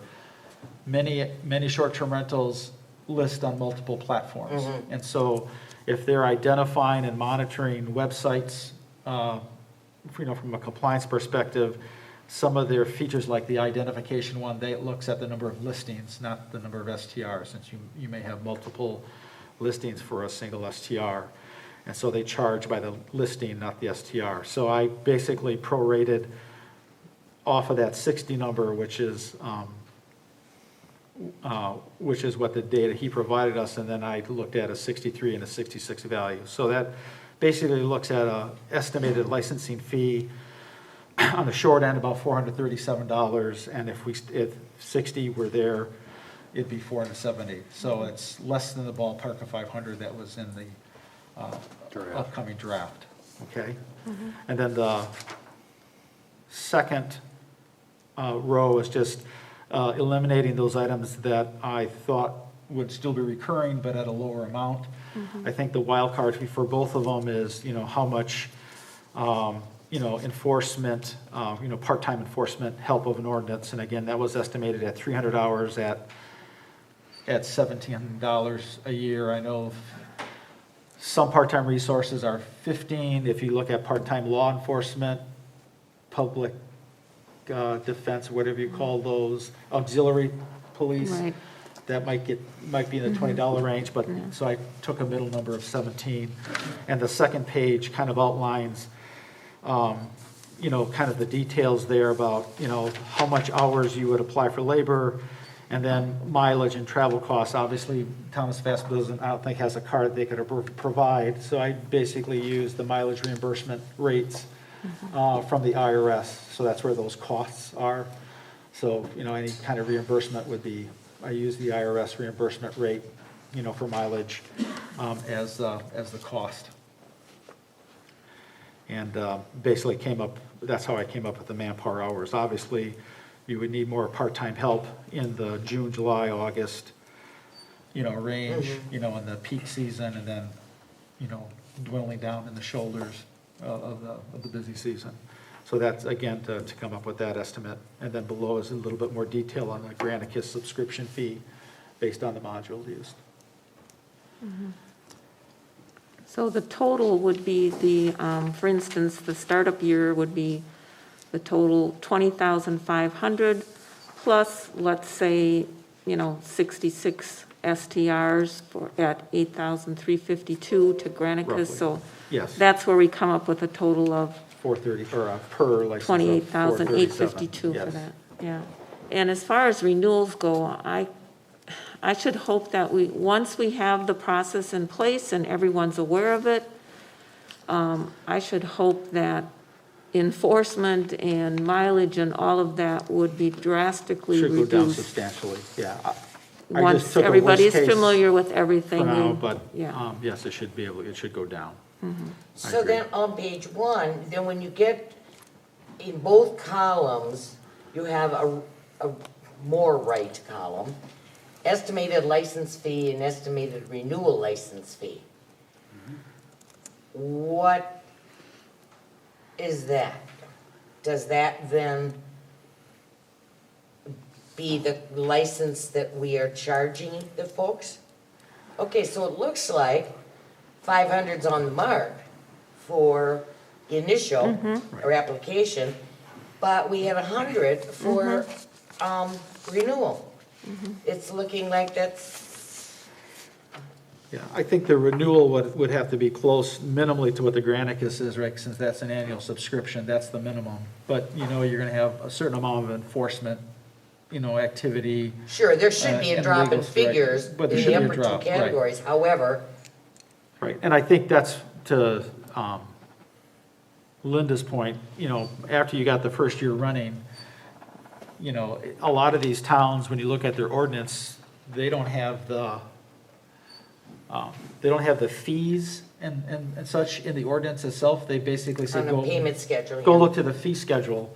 And so, Right. you know, at the annual meeting where they go through the budget, they'll go through the fee schedule, and then they'll just look at their actuals and say, oh, yeah, this should change to this, and that should change to that. Well, you would have more flexibility that way. We talked about that. Yeah, it would be a separate addendum, or Because we do fees have it would be right now. based on town board resolution. Yeah. Okay, because we do have it now in the latter part of our ordinance prototype here. Draft, yeah. We had talked at a prior meeting about removing it from there and putting it on a separate fee schedule. Right, I think the draft still has fees, but. Yeah, it does. It would be changed to as established by town board resolution. Okay, because I've seen that listed too. But this is in here, so we kind of know what we have in mind. Right, but I So- mean, but if it you're would be gonna do a draft Right. 8, Yep, let's clear that up. yep, and we could do a draft resolution whenever that comes about, so. Yeah, So because I would fees will think, be that- as established by town board resolution. because I think that would be easier to insert changes as they occur, Yep, or easier to Right. rectify anyway. so Okay. we'll have a separate, that will be an addendum as well. Yeah, because I would Yeah. suggest that for draft 8. Yep, So I think the bottom line is, I think for an initial license, you know, the 500 as an upper end is, you know, is conservative. Mhm. You know, Right. you could probably lower it down if the STRs, you know, you stay at 437 or get, you know, rounded up to 440 to be even. Well, that's just something we'll have to, you gotta start somewhere Right, with that's something we right. can adjust So accordingly. it just kind of gives a lay of the land relative to what the Right, potential costs right. might be. There's no sure thing, so. All right. Okay, so based on this, we'll have a draft resolution with an annual initial fee of I think we just leave it at 450 500. or 500? 500, leave it there. 500. All right, and renewal fee, Established by the town board resolution. yeah, Well, they're all gonna be determined by town resolution, are they not? right, but we should give them some Throw a figure. idea. Yeah. Derek said something. 350. 350, Derek said. Yeah, I was even gonna say like 300, but, because I think those estimates are high, but we can go with 350 and we'll, you know, like I said, because it's a resolution, we can amend it from year to year.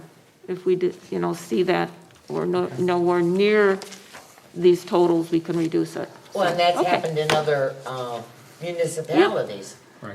They have Okay. adjusted accordingly, so I mean, it's not, All right, yeah. so it'll So be a for resolution similar to our, what we do for alcohol beveraging. All right, that's that. All right, can we take a quick look at our draft ordinance? Yep. And Ooh, we'll go through that and see if we want to make any changes or have a discussion and bring back draft 8. okay. 1 second, I'm removing a dead fly. So you can, I think you all have a copy of our most recent drafts there. Okay. All righty.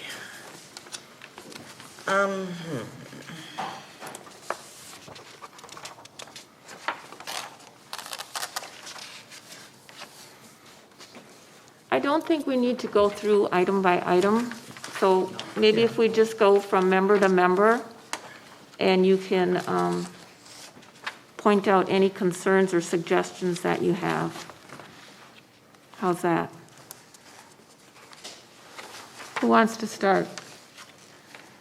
I'll just go start with the red line. On the line 30,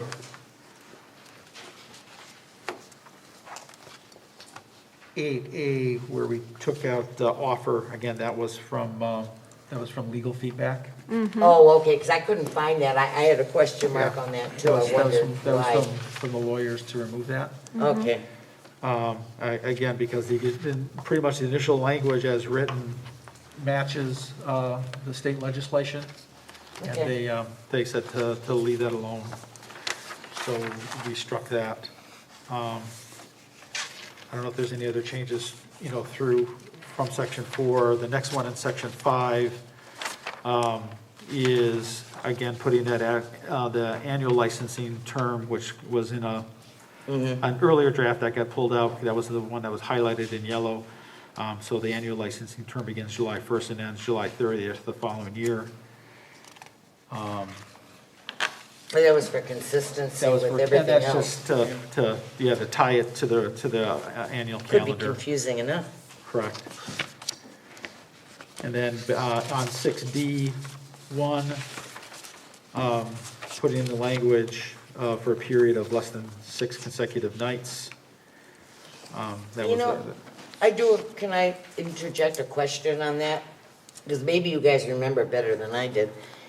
Because I have seen it listed days and nights. Just for the heck of it, I'm throwing it out. We mean the same thing, but are we better wording it 7 days, 6 nights? Less than? Or just leave it at 6 nights? Did we go around about that last time? Yeah. I thought we Yeah. did. Is this what we decided? Yes. All right, thank you. I had one of these moments, I'm going, wait a minute. So we're leaving it at 6 days? 6 nights. 6 nights, consecutive, Six something. consecutive. 6 nights. And what number is that? Line 77 and 78. In the red line. And we're leaving it at 6, thank you, with all the adjustments.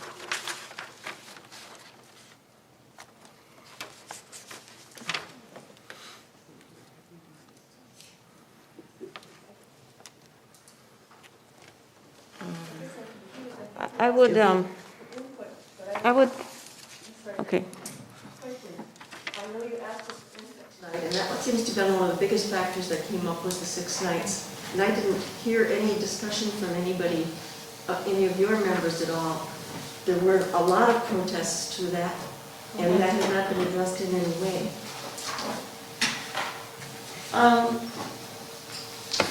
I think the intent originally with Act 59 was to try to maintain some sort of neighborhood atmosphere, and the 6-night minimum, I am still in favor of a 6-night minimum. Less,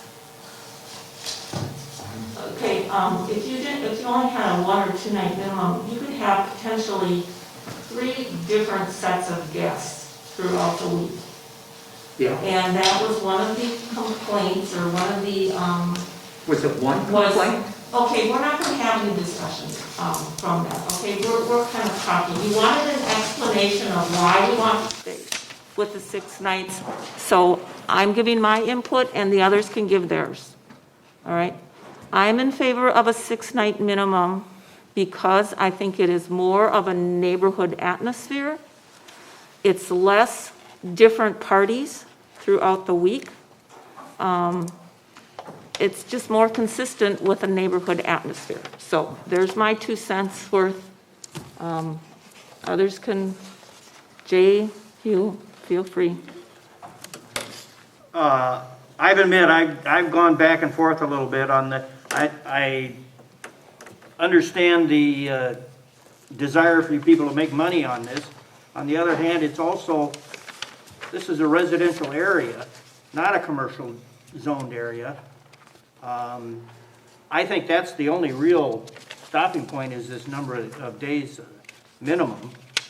I don't know, it'd be possible, as far as I'm concerned, we could put it up to a vote at the next town election on how many days, as far as I'm concerned. I don't know if that's even possible, but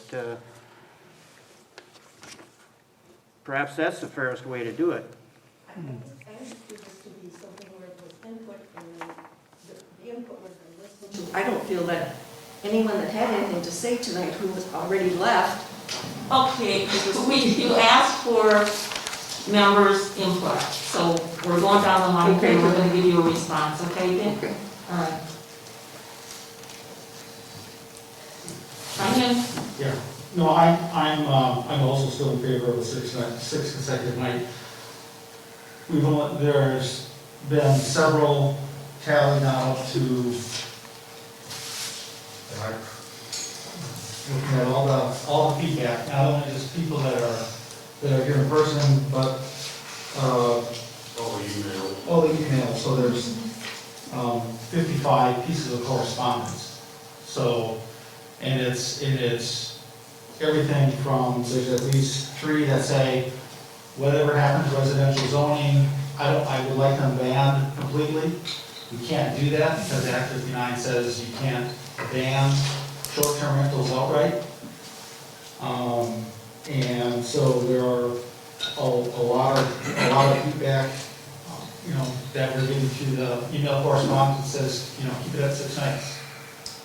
Along with, many residents, some of them who live near STRs for people that were here, that have complaints. And talked about, people to be too tipsy, and, could you do something about the beach fires on South Cape Point Drive, or the septic tank that was bubbling over near you know, on Bay Shore Drive. So we're getting that feedback. And I think that's, you know, the thing is, we're seeing both sides of it, okay? And I think I also align, you know, with the zoning. We actually inquired on the zoning side to see if we could be more specific about the actual zoning. There are some STRs that are in agriculture areas, you know, in the boonies, you know, shouldn't be a problem, you know, relative to some of the other complaints, you know, that neighbors are voicing, and those are not residentially zoned areas. But as a town, we can't explicitly call out areas from the zoning area that we can say, yeah, you can put SDRs here, but you can't put them there. That's not within our village capabilities, if you will, under the law. That's because we're under county zoning. So that's something we got feedback from our local council on, and that's something, you know, if we wanted to tweak it, we'll definitely tweak it relative to what were the property zone and what were the property owner's expectations. So we got your letter, and I read it, very thoughtful, but we have additional many letters, you know, from residents that just said, hey, I used to have neighbors, and then they sold their place, and now I have an STR, now I have transients next door to me. I expected to live in a residential neighborhood. So those are the kind of feedback that we're getting as well. And they're not here voicing it in public, there's, you know, but, you know, we're getting that input as well.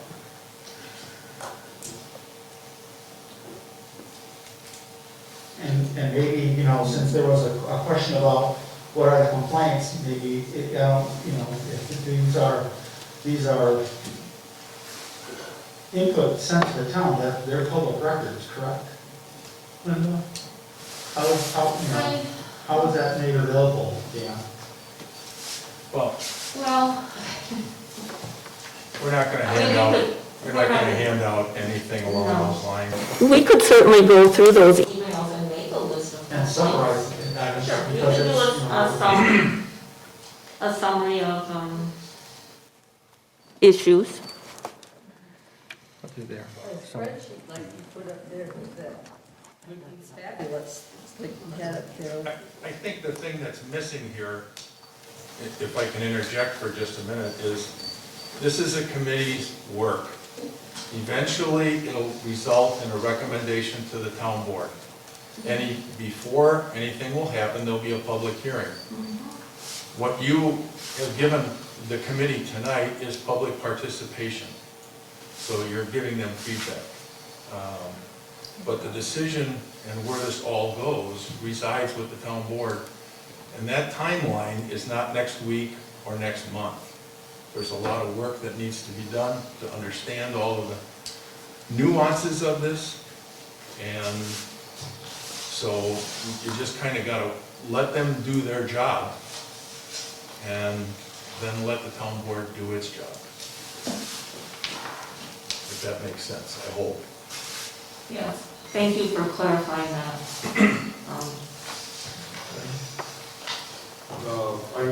I'm still on 6 consecutive nights.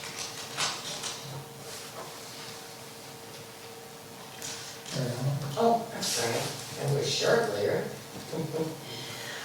Yes, I too, am still sticking for what I feel is the best for the town total, and that is at least a 6-night limit.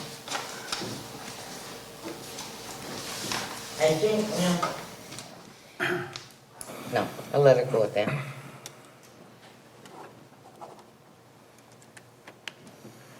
I'd say leave it as is with 6, as of right now, with the implementation of Granicus and how well that works out. I wouldn't mind seeing the board revisit this and bringing it down to a lower level within the next few years, but as far as a starting point, that's where we have to start.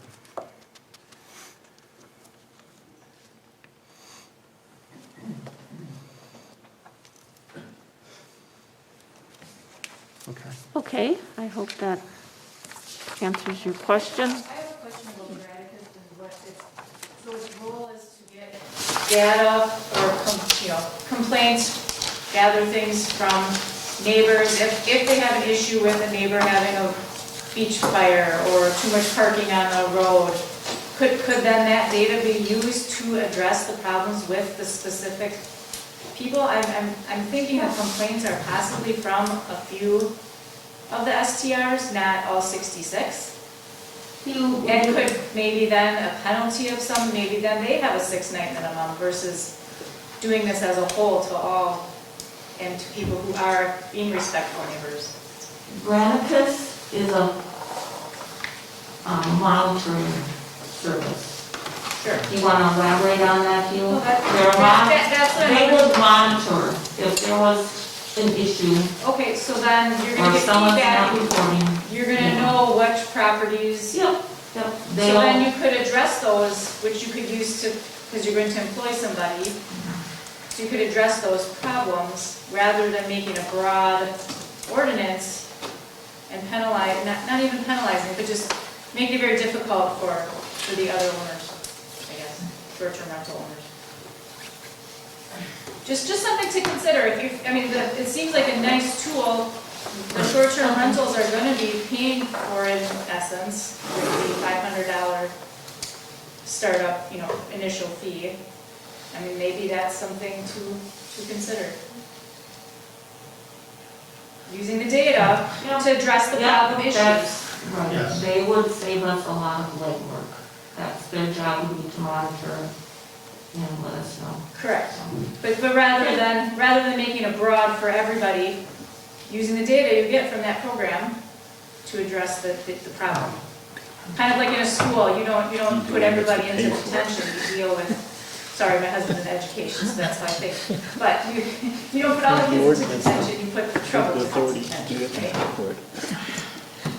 I think that's it relative to the problems. I think there's other feedback that residents have provided relative to traffic, whether it's at the traffic for waste haulers or cleaning services, or the more subjective concern about, transients next door. Those are things obviously a Granicus can't solve. Sure. And I think those are the parts that are the subjective, qualitative aspects of quality of life in a neighborhood that, we're getting that feedback on as well, which makes this, a challenge. Relative when you talk about, neighborhood character and neighborhood atmosphere. So I think that's. All right, let's move forward. Thank you, Linda. Appreciate your chance. Thank you for letting me speak. I appreciate it. Thank you. If you have other concerns, feel free to send an email, okay? And so we can address it then. So, okay, where are we? Yeah. Then the other item that we changed was in the last meeting, the only other changes was on items H, 127 through 130, relative to the rate notification. So we said within 200 feet of a short-term rental property in all directions. In all directions, To right. be less confusing than the radius language that was there before. And then we are gonna change G this time. And then G, based on the property rules, Right. we'll put those property rules elements there. Okay. And then on the fees section, Linda, Yeah, we'll with the be- fee schedule stuff, As established by resolution of the town board, and can you we'll provide me have a that separate. language, and I'll put that in there? Yep. And then we'll leave it 500 for there, and for the renewal, we'll use 350 as a proxy for now. Right.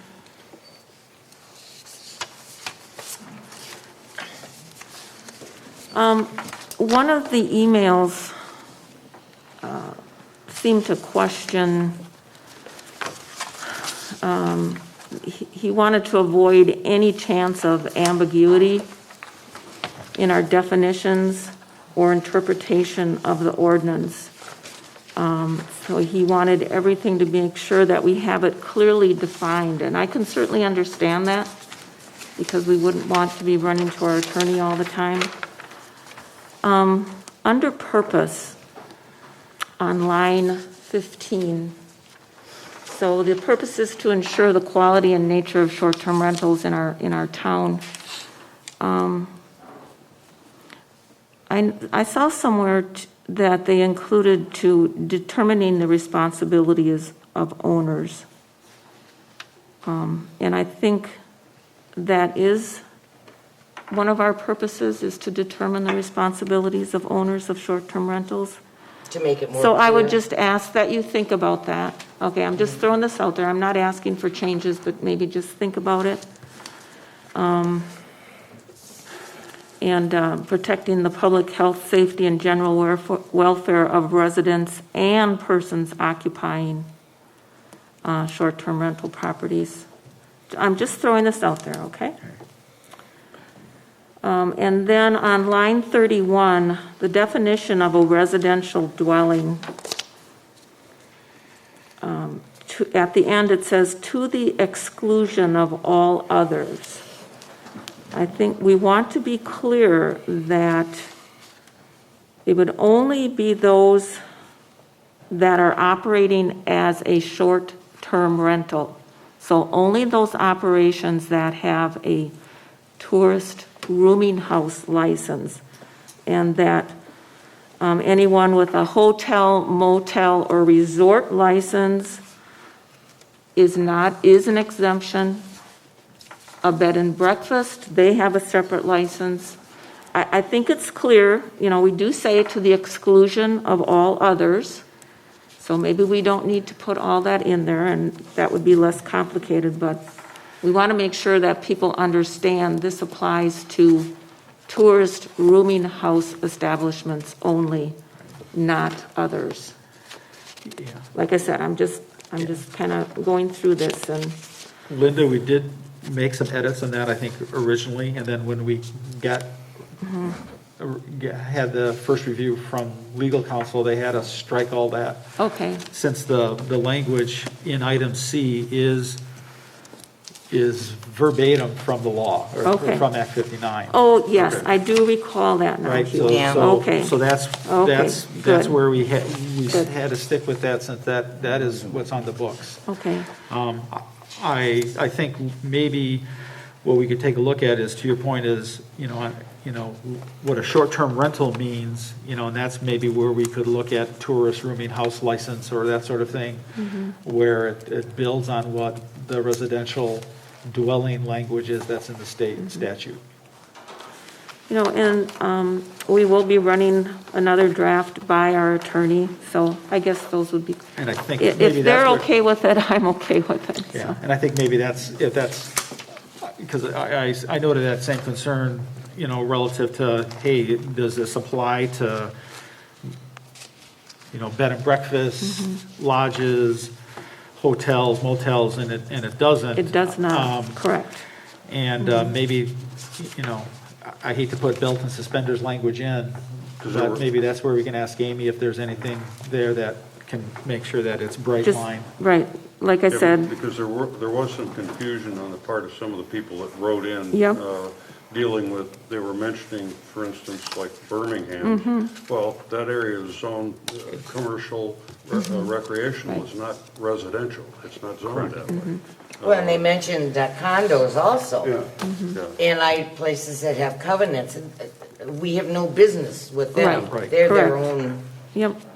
entity. This is just, Like I said, I'm just trying to avoid any ambiguous language that might be interpreted incorrectly, or it's not clear enough. So, like I said, if our attorney's okay with it, I'm okay with it. Okay, so, let's see, our tasks are bring back draft number 8.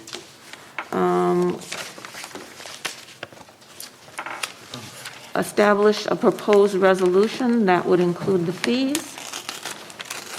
Fine tune a property rules or good neighbor rules. And then send What the else? email, send the email to. Oh, yes, Mr. email Crutchlow. to Mr. Krecha. And I think his email is on the draft letter. If Yep. it's not, just let me know and I'll be happy to give it to you. And I'm assuming that would be with copy to the town?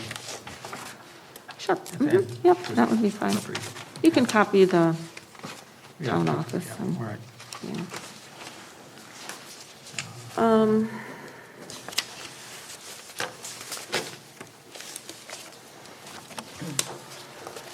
Going back to our agenda, and as our chairman indicated, we're really taking our time with this. We started on it in September of 2018. So we're really taking our time on it. There will be at least one public hearing, depending on the health situation. We don't know when that can happen. So as far as future agenda items, we'll just bring back this same thing, ordinance with a fee schedule and property rules draft, still in draft form. Schedule a next meeting. I forgot to ask Terry Riker, who's excused for this evening, how long he was going to be gone. Do any of the other members have any extended periods where you're going to be out of the town or unavailable?